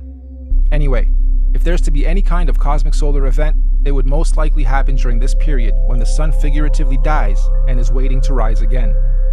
Using the same principle, we hypothesize that all the other suns in all the other domains follow a similar solar system. As above, so below. As within, so without. However, obviously their seasons and solstices occur at different times in relation to their own individual ecosystems. You've heard us refer to this body of work as the master oscillation. That's basically what we're saying. All the luminaries have their own paths. Oscillations, secondary, third, and fourth oscillations, and eventually they all line up again, and eventually, they complete an even bigger cycle, fully lining up. And this only happens once every 6,000 years. So on December 21st, 2020, Mercury at the center, our Sun in this domain, Mars in the next domain, and Saturn in the last domain, and all the moons on the other side, will all stop and align in the same direction on the same path and gradient at the same time for the first time in 6,000 years. This is what we hypothesize is the long-awaited return of the Sun/Sun, or Christ, the galactic alignment, return of Nibiru, or Planet X, or consciousness, the great solar event. This cosmic solar alignment will take 3 days to fully align, starting on the 21st of December and ending on the 25th of December. The electromagnetic torus fields in all 4 realms will either disappear or open up or weaken due to this galactic solar alignment. This is the opening of the portals or windows of the heavens spoken of in the Bible. This opening should occur for 7 days, from the 25th to the 31st of December 2020. It also means everyone on Earth will all be able to see all the different wandering solar systems of all the domains clearly in our skies. Everyone will have 20/20 vision. And if you think about it logically, if all the luminaries are at their lowest points, that would make everything above us easy to see, bright, and crystal clear. On a side note, isn't it interesting that we've all been conditioned to be the most busy during the specific time of year every year, and blinded to the Earth's true oscillations, signs, and beauty? Yeah, we celebrate. However, the ways we do it and the reasons we do it are perverted. Even with how many trees we cut down every year to carry out a ritual, which could actually be a geocentric ritual to begin with. The tree of life, the Christmas tree. This period of time is what the ancient cultures were describing when they said there was a time when the sky fell. Many ancient cultures also describe a time where there were many suns and many moons in our sky, and we believe history is about to repeat itself again. This phenomenon will affect and change our atmospheric conditions as well. These events periodically happen over cyclical time in various scales. The last big one occurred in 1859 and was called the Carrington event. Feel free to look it up. The one coming in 2020 is going to be much, much bigger. This solar alignment is meant to realign cosmic energy and consciousness within the various earthly domains and realms of our Earth. This energy blast will begin at the center of the Earth, or the North Pole. It will spiral outwards towards the edge and bounce back towards the center over a very short period of time. The event itself will be triggered by an electromagnetic sonic boom that will look like what we know as a nuclear atomic bomb. Don't worry though, it will not be an atomic bomb. However, it will positively be nuclear. It will give humanity a new, clear vision for the future, individually and collectively. It will give us 20/20 vision. We suspect the current powers that be will attempt to use this natural cosmic event as the ultimate false flag. They may say aliens did it, or it was caused by global warming, or an attack from across the world. This sonic boom of electromagnetic energy may shut down our entire electric grid instantaneously, causing a collapse of our financial, socio-economic, political, and collective cultural existence as we know it. And thus, this event may be used to pave the way for a new order in our world. But this cosmic event is not to be feared. It is a natural process to allow growth within our individual and collective consciousness. The greenish astral rays that this event will create will cover the entire plane of our Earth for a short period of time. Again, it is not to be feared. Governments and authorities will most likely tell us that this green mist caused by this event is a toxin. They will tell us to stay indoors and not go outside into the radiation. Avoid it at all costs. They will say it's harmful radiation. And it will be. For those who have heavy metals in their bodies, i.e. vaccines, iron from meat eating, etc. But for those without harmful chemicals in their bodies, the radiation will radiate and activate dormant DNA, potentially giving you supernatural abilities. Maybe not Superman-like, however a heavy increase in consciousness and your 5 senses will be expected. And for those of us planning to make the pilgrimage up north to the central realm of our Earth, aka the Garden of Eden, this will be our window of opportunity. Many of you here will also know the Mayans predicted the end of their calendar year or the apocalypse would happen on the 21st of December, 2012. Take note of this date, December 21st, 2012. The Bible also talks about the 7 trumpets of preparation before the return of Christ or the Son of God. And after the 7th trumpet, he, the great Son, will return. Well, we hypothesized that the Mayans were spot on with their prediction. Their December 21st, 2012 date marked the beginning of the end. And the 7th trumpet, of course, 7 years later, December 21st, 2019. Which means December 21st, 2020 will be the first year after the 7 trumpets, the 8th year. 8, of course, being the number of completion. And it is also written that everyone on earth will witness the return of Christ consciousness or the Son of God. Side note, we are just citing scriptures. None of us on the team here are religious or trying to push any dogma on anyone. On the 16th of November, 2017, we had a very strange phenomenon occur in this realm. Many of you will remember the red sun and red skies we witnessed and experienced in most of the world. We hypothesize this was a sign of what's to come for those who are paying attention. I know everyone here probably witnessed and experienced this phenomenon, but how many of you actually took note? Of course, mainstream narrative at the time was that it was nothing important, just dust from the desert blocking the sun, and so that little solar event came and went with hardly anyone taking note. Well, for those with eyes to see and ears to hear, please take note. Moving on, we hypothesize that the opening of these electromagnetic torus fields on the 25th of December 2020 will create an atmospheric plasma discharge due to all the different solar systems of our cosmos being in direct contact with one another. This will create a rainbow effect atmosphere all over Earth in all the realms, an atmospheric twilight, if you will. More importantly though, this opening event will also allow for physical travel between all 4 realms or domains for those with the technology or means to do so. We might call this real interdimensional or outer or inner space travel. Here's another big red pill. NASA has openly admitted on numerous occasions that we humans cannot go past low Earth orbit or beyond the Van Allen electromagnetic belts or domes. However, during this period, we believe we will finally be able to do so. And what does that mean for us? Well, all these different realms are going through their own individual cosmic shifts, seasons, and ages. Because the spiral ripple began at the center, it technically means that, at the center, the inner dome or realm is 3,000 years ahead of us. They have already had 3,000 years of Bronze Age, where we in this realm haven't yet. Our reset happened 3,000 years after theirs, which means, during this 7-day cosmic event, anyone able or allowed to enter this inner realm will technically be time traveling 3,000 years into the future, or ahead of time. In layman's terms, I'm saying that this inner domain is 3,000 years ahead of us technologically, physically, mentally, spiritually, and consciously. And yes, this is where we propose the concept of time travel into the future comes from. And on the flip side, as the ripples shifting outwards towards the Mars domain, they would now be 3,000 years behind us. So, going from our plane to theirs, we would be time traveling backwards 3,000 years. So, why on earth do the leaders of the free world think it's necessary to militarize space all of a sudden? And why on earth are space agencies and governments all talking about being the first to colonize Mars? Let's look at the definition of colonization. The act or process of settling among and establishing control over the indigenous people of an area. Or the action of appropriating a place or domain for one's own use. Makes you wonder if the very same so-called elite royal bloodlines and families who colonized this realm during our reset fall from gold to iron 3,000 years ago are about to do the same thing to this outer domain currently falling from their golden to iron age. As they say, there's nothing new under the sun, and history always repeats itself. With that in mind, let's rewind to something that happened very recently.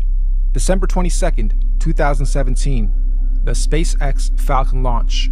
Note the date too, December 22nd, 2017. Wonder how many of you recall the unusual effects witnessed within this particular launch.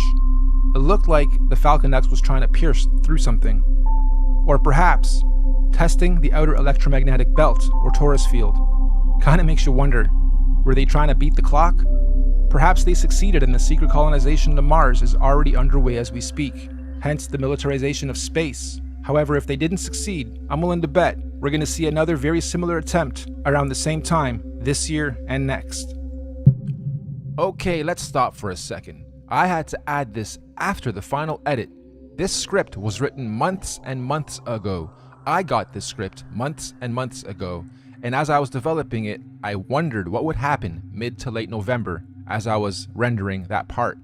And the universe didn't let me down. Late November, we have Mars Insight. Crazy.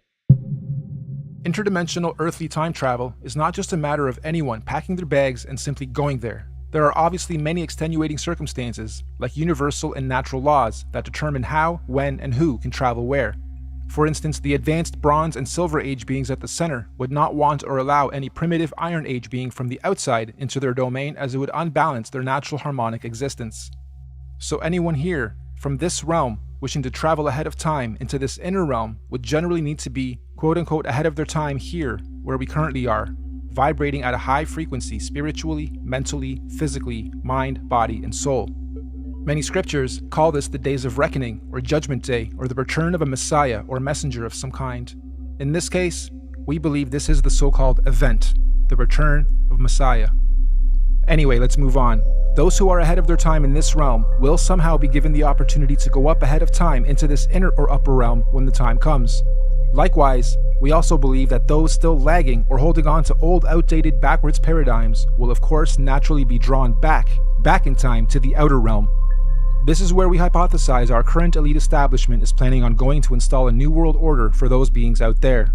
Most people in our realm, though, will be staying here, in this domain, after the event, to continue experiencing, learning, and growing in the upcoming new Bronze Age and One World Order. And exactly how or what this new age or order is going to be, who knows exactly, but what we do know is that this domain will not be anything like it currently is today after the event. And so finally, when these 7 days have passed over, January 1st, 2021, on New Year's Day, the first day of the first month of 2021, the electromagnetic torus fields or domes of each domain will fall back into place as they were. The celestial bodies will realign, and once again the wandering planets or suns and moons will resume their natural cycles, seasons, and movements, thus allowing for all the different domains to begin their new respective cosmic solar and celestial ages. And so, the wheels of time will continue to turn, forever moving forward in cyclical cycles and seasons. Now, of course, we're very much aware that what we are proposing may happen seems a little outrageous and possibly overwhelming, or let's face it, you might think this is batsh crazy if you're hearing this kind of stuff for the first time. But we're not trying to preach or sell anything, simply sharing information based on cosmological, astrological, mythological, and observable reality syncretized research. This could all be completely wrong, or even slightly wrong, and if so, that's fine, no harm done, life goes on. Or this could be partially right, or even very close to the truth. At which point, if or when these events occur, at least those of us who will have received this good news will be prepared, mentally, psychologically, and possibly spiritually as well. Of course, right now under this domain, we are collectively going through some very difficult birthing pains as we make this shift. However, those in tune with these changes are adapting and consciously evolving with it. This is the so-called conscious awakening. But even more importantly, those who fully understand what's going on are able to accordingly prepare for the changes that are occurring and coming. This is what J.P. Morgan meant when he was quoted saying, "Astrology. Millionaires don't use astrology. Billionaires do." Astrology is simply the natural science of understanding, reading, recording, and following seasons and cycles of the stars and heavens of our universe. Astro simply means heavens or stars. Logi or logi simply means logs or logging. We are astro-logging, making logs, logging all the data of the stars. That's all astrology is, reading and recording of the heavens, stars, cycles, seasons, and ages. It's even written in all the ancient scriptures that in the last days, many will not know the exact time and date, but those with wisdom and discernment of the heavens will be prepared. Keep your eyes to the heavens and look out for the signs of what's to come. So the final question, is all of this intelligently designed, and if so, by whom, or what, and why? As far as we're concerned, the answer is definitely yes. Everything we've talked about is most definitely intelligently designed. Microcosms of macrocosms, the system and order of our Earth, nature, cosmology, conscious energy, and everything else in our universe is just too beautiful and perfectly symbiotic and synchronized to be a random event or evolutionary. Who or where or what is the creator of all this? Here. Yep, right here in this very room and everywhere else around us and within our universe and beyond. We are all co-creators, conscious spirits, souls, or forces of energy. Everything is energy. Everything is electromagnetic frequency, sound, and vibration, down to the sine wave. Quote-unquote God, any God, all gods, are energy. After all, even religion tells us that God is everything and nothing at the same time, right? The Alpha and the Omega, the beginning and the end, intelligent, conscious, immeasurable, unquantifiable, the source, the creator, just is. And since all of us are little conscious fields of energy, that perhaps we are all small manifestations of a greater conscious field of energy, soul, or spirit. Perhaps all of us are from the same original source, simply experiencing life individually, separate from the whole, little creators, in quality but not quantity, playing a game of cosmic hide and seek with ourselves, all part of the same one song, one verse, the universe, just singing in different tunes and octaves at different frequencies, and desperately trying to find a harmonic, melodic balance. And when we do, eventually, individually and collectively find harmony, we will finally be vibrating or singing from the same one verse in our universe. And this is what many mystics, gurus, teachers, cultures, and religions mean when they say we are one. But for now, I think we're extremely far from that, and there's still much learning, exploration, and experiencing and growth to be had on this so-called journey of life before we get to harmony. There are still many seasons to be seen, roles to be played, cosmic ages, seasons, and events to be had amongst all this craziness and confusion we call life. So in conclusion, you, me, all of us are just visitors to this time and place, acting out different roles and characters. Some of us are being directed by various scripts and programs or scriptures, but as we begin to consciously awaken to who, what, where we are, and why we are here, the plot begins to thicken, and some of us have now chosen to completely lose the plot. Why? Because we've decided to start writing our own scripts, our own programs, directing our own lives and movies, and hopefully moving on to the next stage of this experience, learning and growth, in harmony. Nothing that we've talked about today is meant to be a fear campaign, because ultimately, there's nothing to fear or be confused or even upset about, whatever stage of life you are at on this journey. As cliche as it sounds, the truth will always set you free. Not necessarily when you lie, but when you've been lied to and you discover the truth.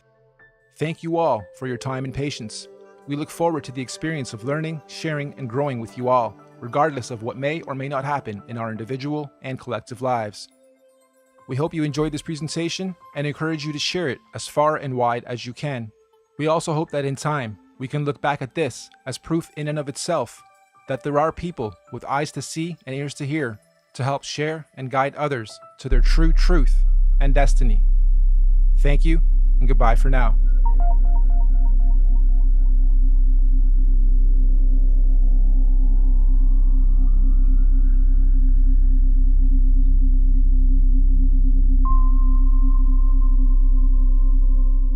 Hello everybody, this is Norbs. As many of you know, Martin Kenny and I are releasing a great piece of work on December 21st, and I'm over here rendering some of the scenes. And as I'm doing so, I had a pretty cool, mind-bending moment I want to share with you guys.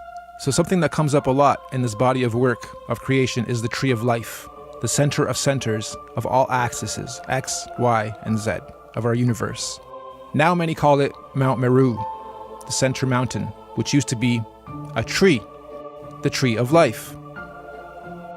Now, if this geocentric model is new to you, I'm going to leave links in the description for you guys to catch up. I'm also going to leave links to a couple videos that go over there is no forests. There's no such thing as forest, which is basically people saying, where are all the old trees? If this plane is that old, where are the ancient trees, the huge trees? So they say that the mountains that we see used to actually be trees in previous times. And as I'm modeling some of these scenes, I'm incorporating the tree of life.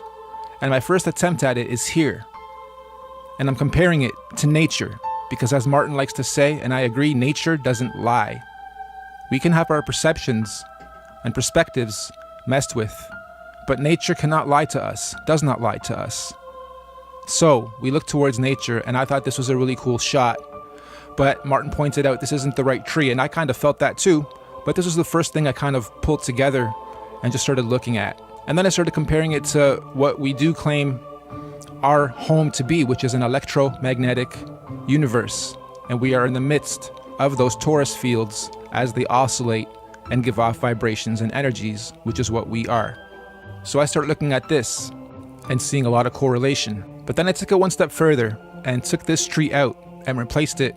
And in this moment, as I overlaid the tree to the model, I had my mind bending, whoa, wait a minute, this can't be the real reason we celebrate Christmas and are doing this tree ritual, can it?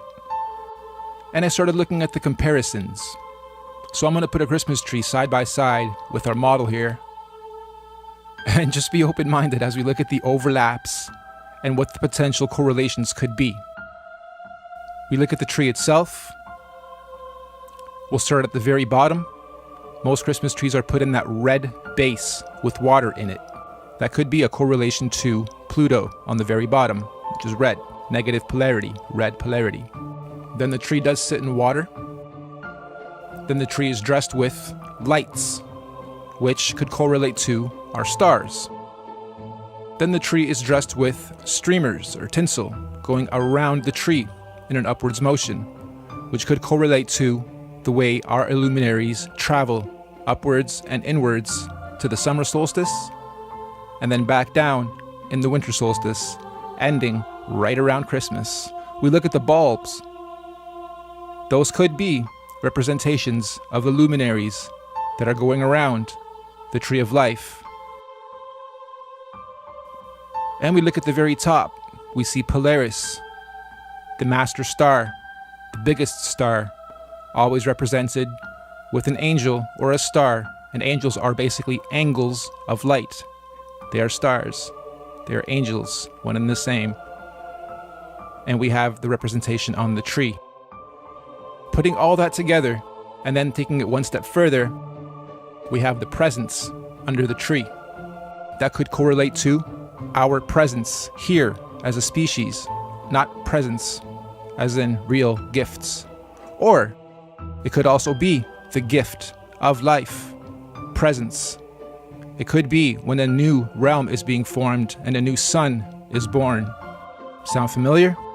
I also think, just like the holy books are metaphors to explain our universe, so might be some of the Christmas carols and other rituals we do at that time. Like when I think of Santa Claus and the reindeer, that could be a metaphor for something very big in this geocentric model as well. So if you guys think this is trippy too and want to participate, I'd recommend rip apart every single Christmas carol and see if there's any metaphors that would overlap into this model too. But hey, I'm probably just tripping out. So I'm going to end the video here. Things that make you go, I decided to do this because, as funny as it is for people that are new to the flat plane versus planet concept, when you discover this knowledge and you go deeper and deeper into the knowledge base, then you go back to looking at how our solar system is explained to us. I'm trying to do that here, and it's almost like forcing yourself to believe in Santa Claus again. There's no going back, but for sake of argument and for my own humor and yours, I'd like to rebuild and remodel this the way we're presented, our reality, and then put them side by side to what the flat plane and the Norb theory, the orb theory is. Both are incredible. And I'll actually start with the moon. The moon never shows us its backside. It only rotates this way. Never shows us the backside of it. Never rotates this way. It only shows us that top. Okay, I'm cutting this into the video after I've already edited it, so pardon the background being different, but I had to pause on the moon portion and go back to it because the theory is that the reason we don't see the back of the moon and it never shows its backside is because there is no backside, and apparently it's actually flat. And really, we wouldn't know, and you'll understand why a little bit later in this video when I go over perception and perspective. But for all we know, that is what's happening, and it only rotates this way, right? Then if you take that theory and you think of the rest of the planets, maybe they're all like that, just disks faced towards us, never spinning in any direction but that. These other planets, if you look at actual footage from telescopes and crazy zooms, you never really see a full picture. They always look watery. They always look like just lights, illuminating lights, flashing, blinking, twinkling. So, food for thought. Okay, let's go back. Now I'm also going to make it rotate around the Earth.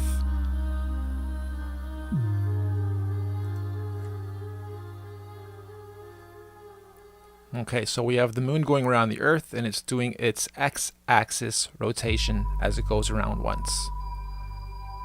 And apparently the moon is 237,000 miles, I believe it is, away from us. So now I'm going to go to the Earth group. Okay, just to show you guys what's happened so far. Now we have the Earth spinning, the cloud spinning a bit faster just to give it some realism, and the moon going around us.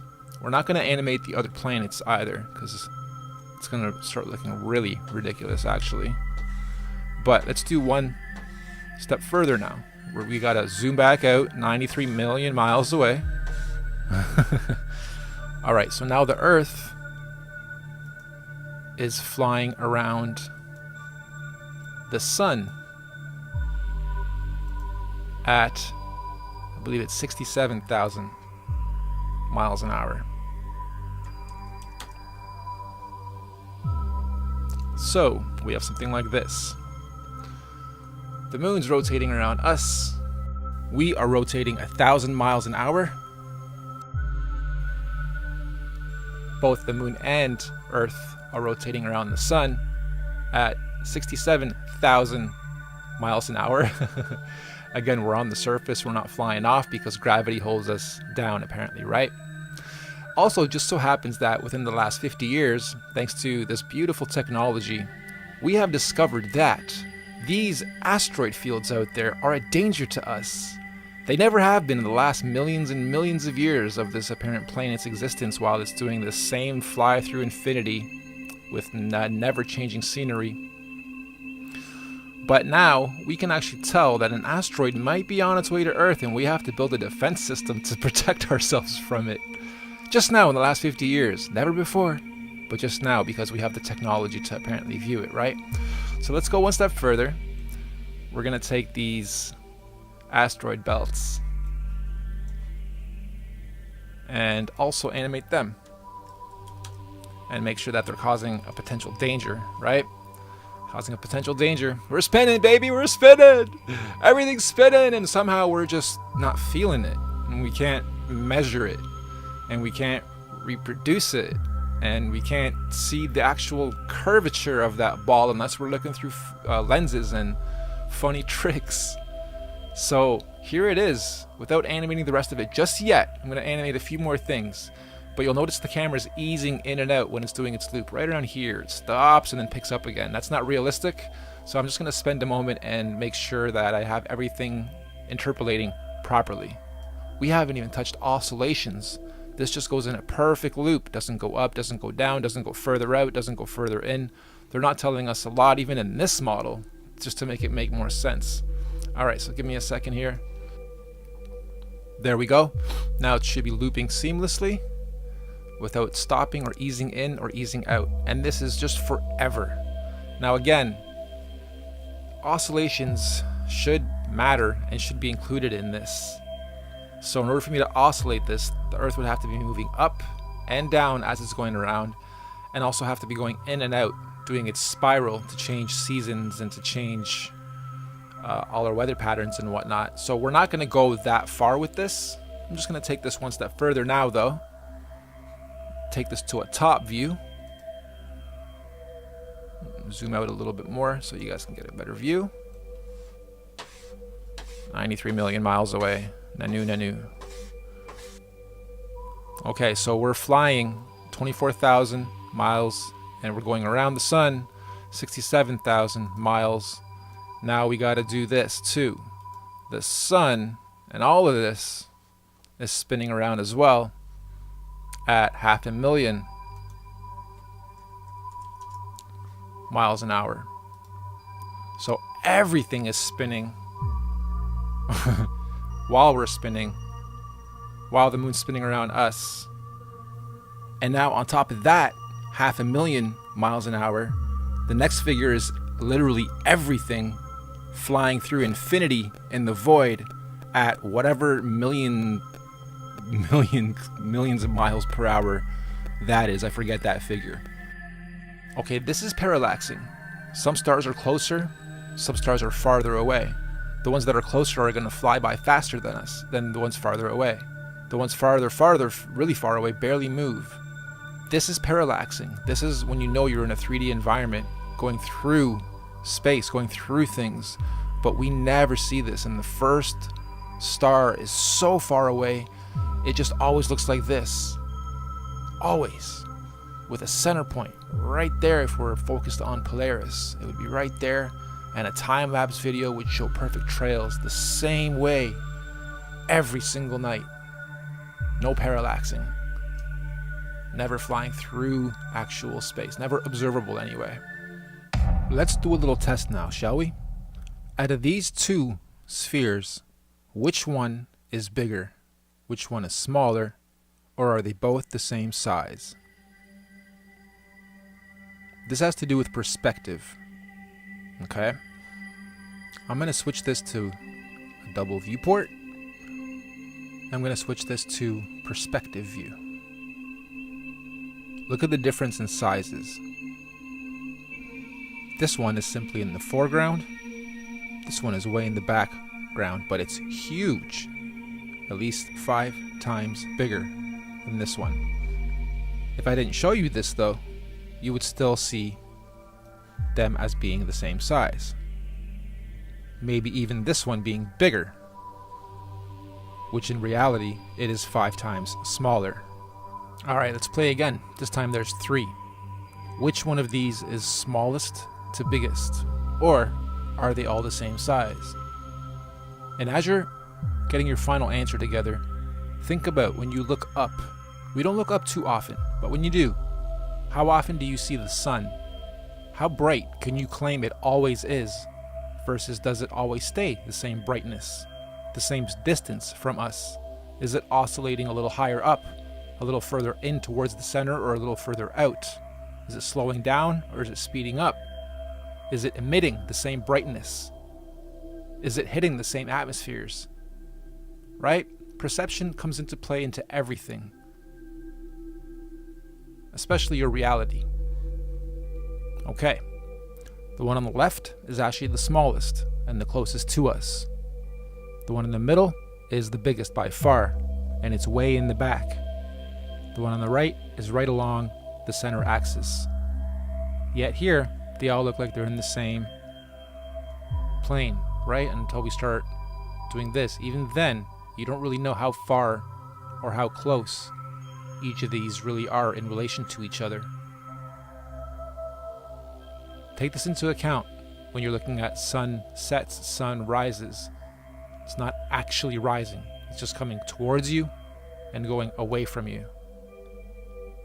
Okay, let's keep going.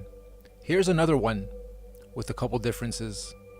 Which one do you think's bigger or smaller? Which one do you think is lit up a little bit differently? I'm gonna give you guys a moment. Really take a second just to think what else could be different. Well, even if this was a photo from space, they could still really easily trick everybody's perception into thinking it's a sphere, when in reality, it's a plane, a flat plane. With the right lighting, you can make anything look 3D. Okay. While I'm here, I'm going to do one more thing. Okay, so to reverse this, even if we are on a flat plane, if the flat plane is actually a big circle, if we can go high enough, that horizon may very well become curved. But it's not because we are on a sphere. It's because we're still looking at that edge, which is curved towards us, right? So even right now, it's already starting to look like a globe. But it's not, it's flat. We're just looking at the very edge, which is circling around us. Let me zoom out a little bit. Okay. Horizon. We get up to maybe here. With all the technology we have, maybe we see a bit of curvature, but it doesn't mean it's because we're seeing this. It just means we're seeing the edge, which is rounded. I also think if the other model with the orb is true, if they do have technology to go up high enough, they'll see over this edge and potentially see and expose us to the outer lands that are out there. So what better way to hide it than to wrap it all up into a nice little ball? And I'm sorry guys, I'm gonna take your little ball away today. Let me show you how easy it is to take a flat map, turn it into a ball, and hide a piece of it. We've been talking about perspective and perception. We're gonna switch over to this for a second. Map making. Sooner or later you guys are gonna come across the map makers in your journey. And we take for granted how important people that make maps and survey the lands really are. We also take for granted what imaging and technology can do. Take a map that is flat, double it up. I'm going to add a little light here, give it our hotspot from 93 million miles away. Give it a glint so it's nice and shiny. Don't worry, that'll soften up a little later. I'm going to give it an indent so that it gives it a little bit of depth. And here's where the magic comes in. I'm going to give it a sphere effect, which basically takes my map and wraps it. And now I can take the tops and bottoms and hide land. Map makers are really, really important. Perception is really, really important. Don't forget, we start on a flat map. Surveyors survey maps that are flat based. They operate on a flat model. Half the world operates on a flat model. Society was built on a flat model. Railroads, canals, everything operates on a flat model. There's never been mathematics that have included curvature in any of the building of our societies and civilizations of the past. Map makers are really important. We can go one step further now. Drop this into another program. Give it some effects, colors, hue, saturation, etc. And really warp your perception. And from when you're 2, 3 years old, the first time you're playing with a globe, indoctrination starts young. And as an adult, convincing yourself or others that you've been fooled, it's scary. And even then, I don't think discovering that we live on a flat plane is the scary part. I think people are actually okay with that part. I think the scary part is the why. And once you start going down those trains of thoughts, that's the part that we reject naturally and instinctively. Anyway, map makers are really important. Now let's take a quick look at how the sun hits us. This is a representation of the sun over water in a hot spot, and this reflection would be going towards you because it's water. This is only possible on a local sun, not when it's 93 million miles away to have a hotspot like that. Here it's the same hotspot, but it's opened up bigger, the sun is brighter, the sun's fall off is a lot different, and then here it's fully blown out, and then here it's minimized. The average person does assume that the sun just goes in one big loop and doesn't have too much variations in how high, how much it oscillates inwards and outwards, how bright it shines, what the fall off is, etc. Here's another one. I'm curious if your perception picks up that this is going around us in a big loop, or is the sun just going from behind us, creeping up, giving us light, going over us, and then just going farther and farther away instead of actually going down. Right, we start losing brightness and it starts going out of view and it's gone. Is it going up and down, or is it going over us? And then when it gets way out of view, it just loops around and it comes back around behind us and in front of us again. We see our shadows being caused.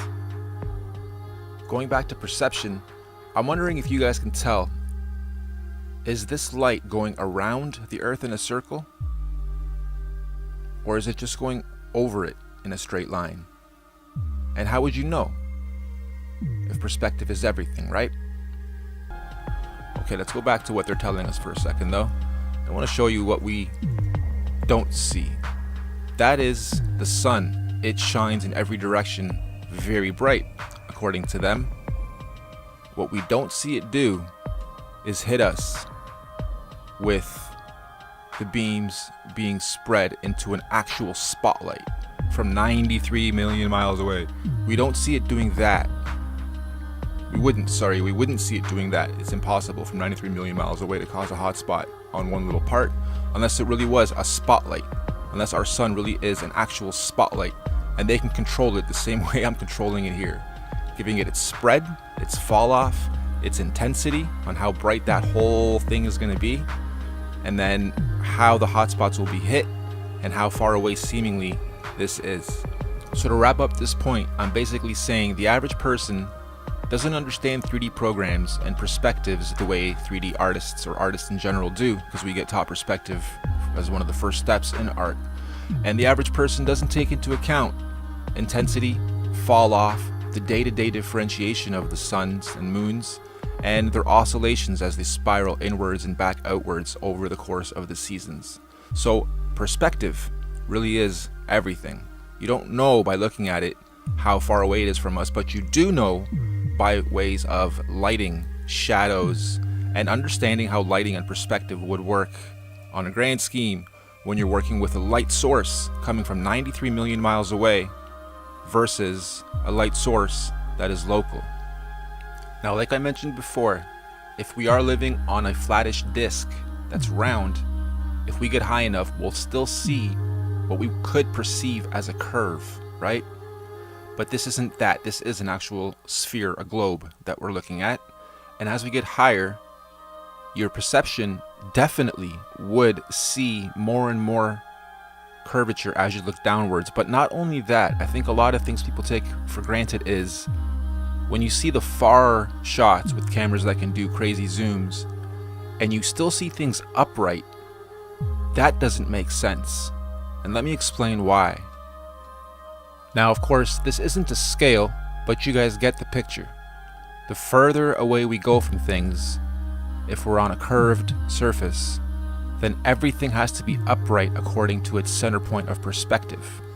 So going outwards, and going outwards, and going outwards, and going outwards, the cameras we have these days would pick this up. Let me go from this way, so the lighting's better. Okay, I didn't actually even do this properly because these should be curved that way a bit too. If we are really sitting on this perspective, then they'd all be kind of like that as well. But okay, let's just skip that for a second. We would see over the course of distance, A, only a limited field of view, and B, as we get further and further away, things would naturally seem to twist away from us, going that way, more and more and more and more, right? The further away we go from something, the further away we would start to see that. And if we can get a shot 1,000 miles away, not only would it be curved like that, but it would be way below our point of view because of the curvature itself. We wouldn't be able to see around the globe. Refraction or no refraction.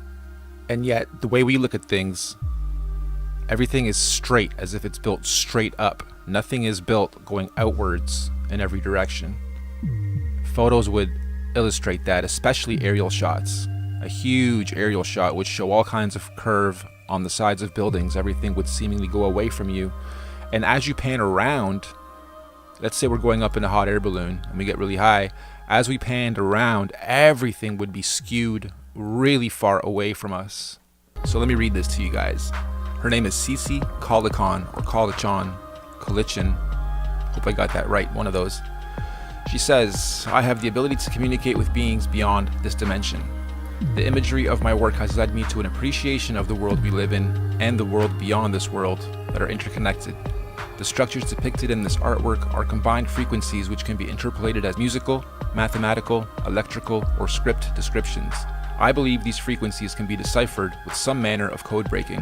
I speculate that extraterrestrial beings communicate through emissions of individual symbols from the electromagnetic technology, which is consequently understood by the conscious mind as information. She goes on to say, I feel like I'm in school and higher intelligences are instructing and teaching me. It's almost like a thesis, a work in progress. It has opened my mind to the bigger picture, which includes biology, neurology, physics, astronomy, astrophysics, theology, philosophy, spirituality, technology, anthropology, archaeology. I feel I am in school and higher intelligences are instructing and teaching me. After the work, it forces me to read and learn what they have suggested. It has awakened me to a higher consciousness and awareness.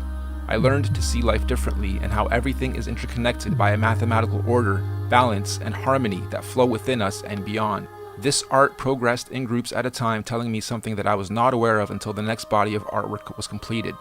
It took approximately 10 years before I realized that specific information was being relayed to me through this art-making process. I think that's beautifully said. I think that encapsulates a lot of artists' purposes. Why are we talented? Why do we have these gifts? Why do we see things, hear things before they're even there, and then execute them to be just as we saw or heard them? Sometimes I question my own abilities and art skills and whatnot, and while they have done a lot for me, they have freed me financially, spiritually, broken society's chains off of me.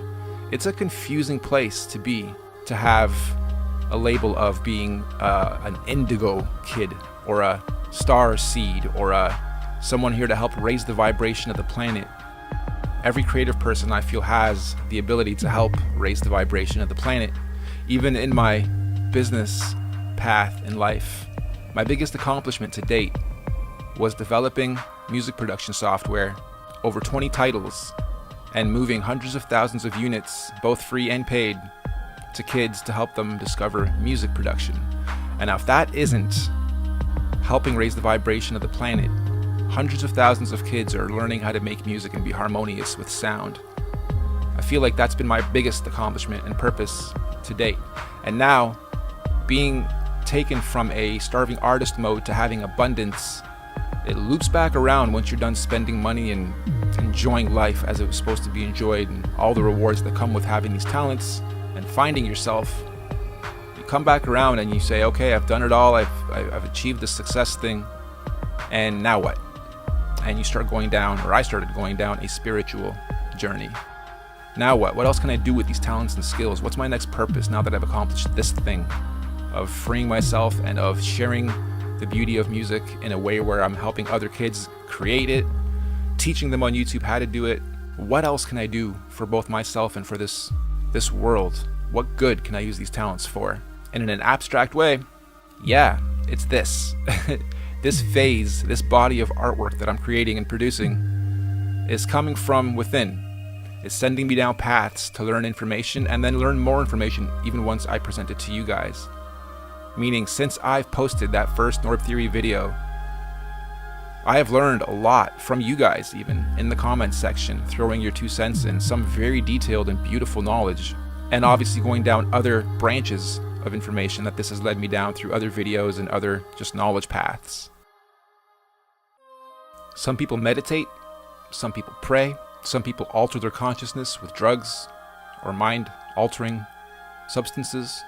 Some people do very abstract things in life and do extreme things in life, again, to alter their states of consciousness, to feed consciousness, to feed experience.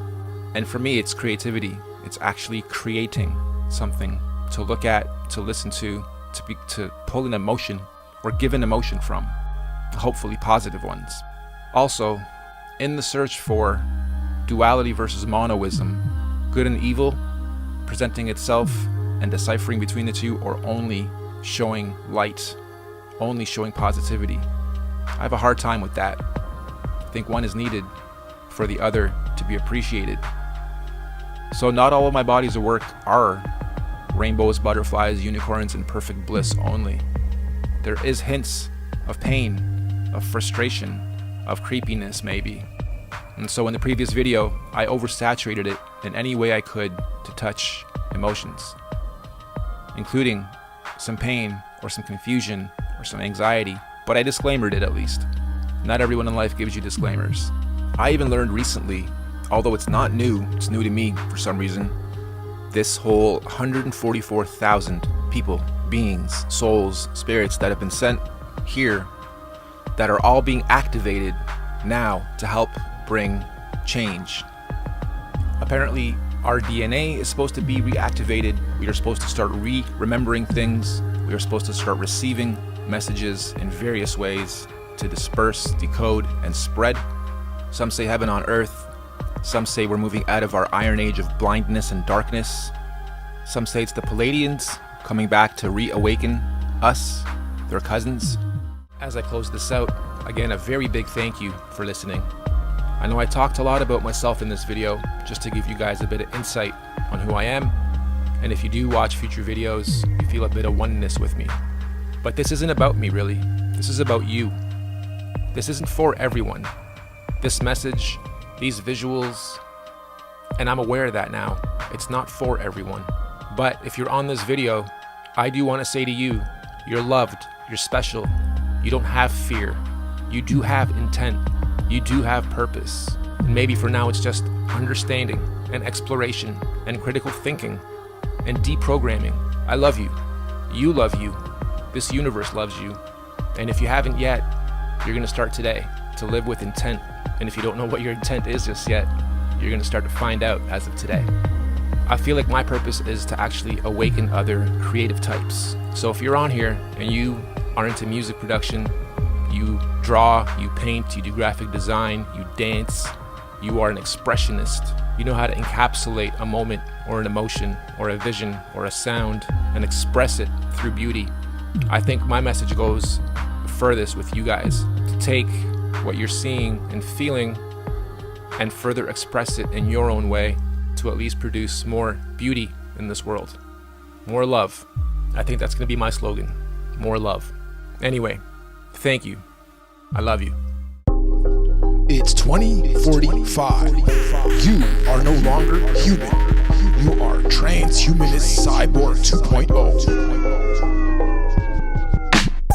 I'm I'm an automaton, a hybrid robot bitch. But they turned off my chip, now I can't eat, sleep, or do shit. And I didn't do anything wrong, I just voiced my opinion. But this algorithmic preemptive crime cop wouldn't listen. Now I can't be a natural human anymore, this war is a drip. I'm just a digital demon running on nothing but nanoscripts. Genetic, neurological re-engineering of humanity. Accelerate stem cell research and fast forward nanotechnology. Imagine being in a perpetual state of 10 orgasms. He didn't even need it, but Eve still managed to force the core at him. Human augmentation, fake reality laid over mine. It's almost real, just a few things seem out of line. I'm not sure what the fuck is real anymore, girl or a guy. We're all transformers now, more than meets the. They got you used to looking at these feminine yet masculine faces. Glitch in your brain, sending your sexuality weird places. Accept the agenda or you'll put us all in cages. It's trans everything, trumps everyone. It's outrageous. Don't you find it strange? Being straight makes you contagious. Evil dies slow and they do it through phases. Greatest of all time, the Baphomet, we so close. Symbols in our movies, music and gender neutral clothes. Gematria and shapes hide sacred alchemy and codes. I'm just reverse engineering the globe. And I'm flattered that you mentioned it. Bubble thoughts and domes. Babushka doll life, we live in the Atlantean row. But this life is all backwards and the times are in show. I'm a real man, apparently so was Marilyn Monroe. And if voting made a difference, they wouldn't let us do it. Listen, don't cheat, lie or steal, cause the government hates competition. Propaganda makes you hate the victims and praise the oppressors. Subversion of the world and they keep applying the pressure. Genetically modified foods, genetically modify you. War on the people is easy if you own the water and fruits. Breaking down your family and making your stupid brain dilution. Order the ABCA 33rd degree problem reaction solution. And our body movements and cycles are luckily still unused. They produce usable sellable energy for them to abuse. You'll be active to make money and social points one day soon, yo. Dump your day's worth of energy production to prove you were useful. And then biology will be used to drive technology. Watch, you'll create the energy to power your own golden handcuffs and watch. Nanotechnology. Yo, get the fuck off, get the fuck off, get the fuck off, get the fuck off. The closer and closer we get to singularity. Artificial intelligence is replacing you and me. Pretty soon the earth won't need the human species. You get a chip in your body, that's the mark of the beast. Eradicate the natural human journey rapidly. Consciousness to disc, reversing our DNA and anatomy. The future's here, I got cyborgs looking after me. My wife's a robot and George Jetson buys crack from me, yo. More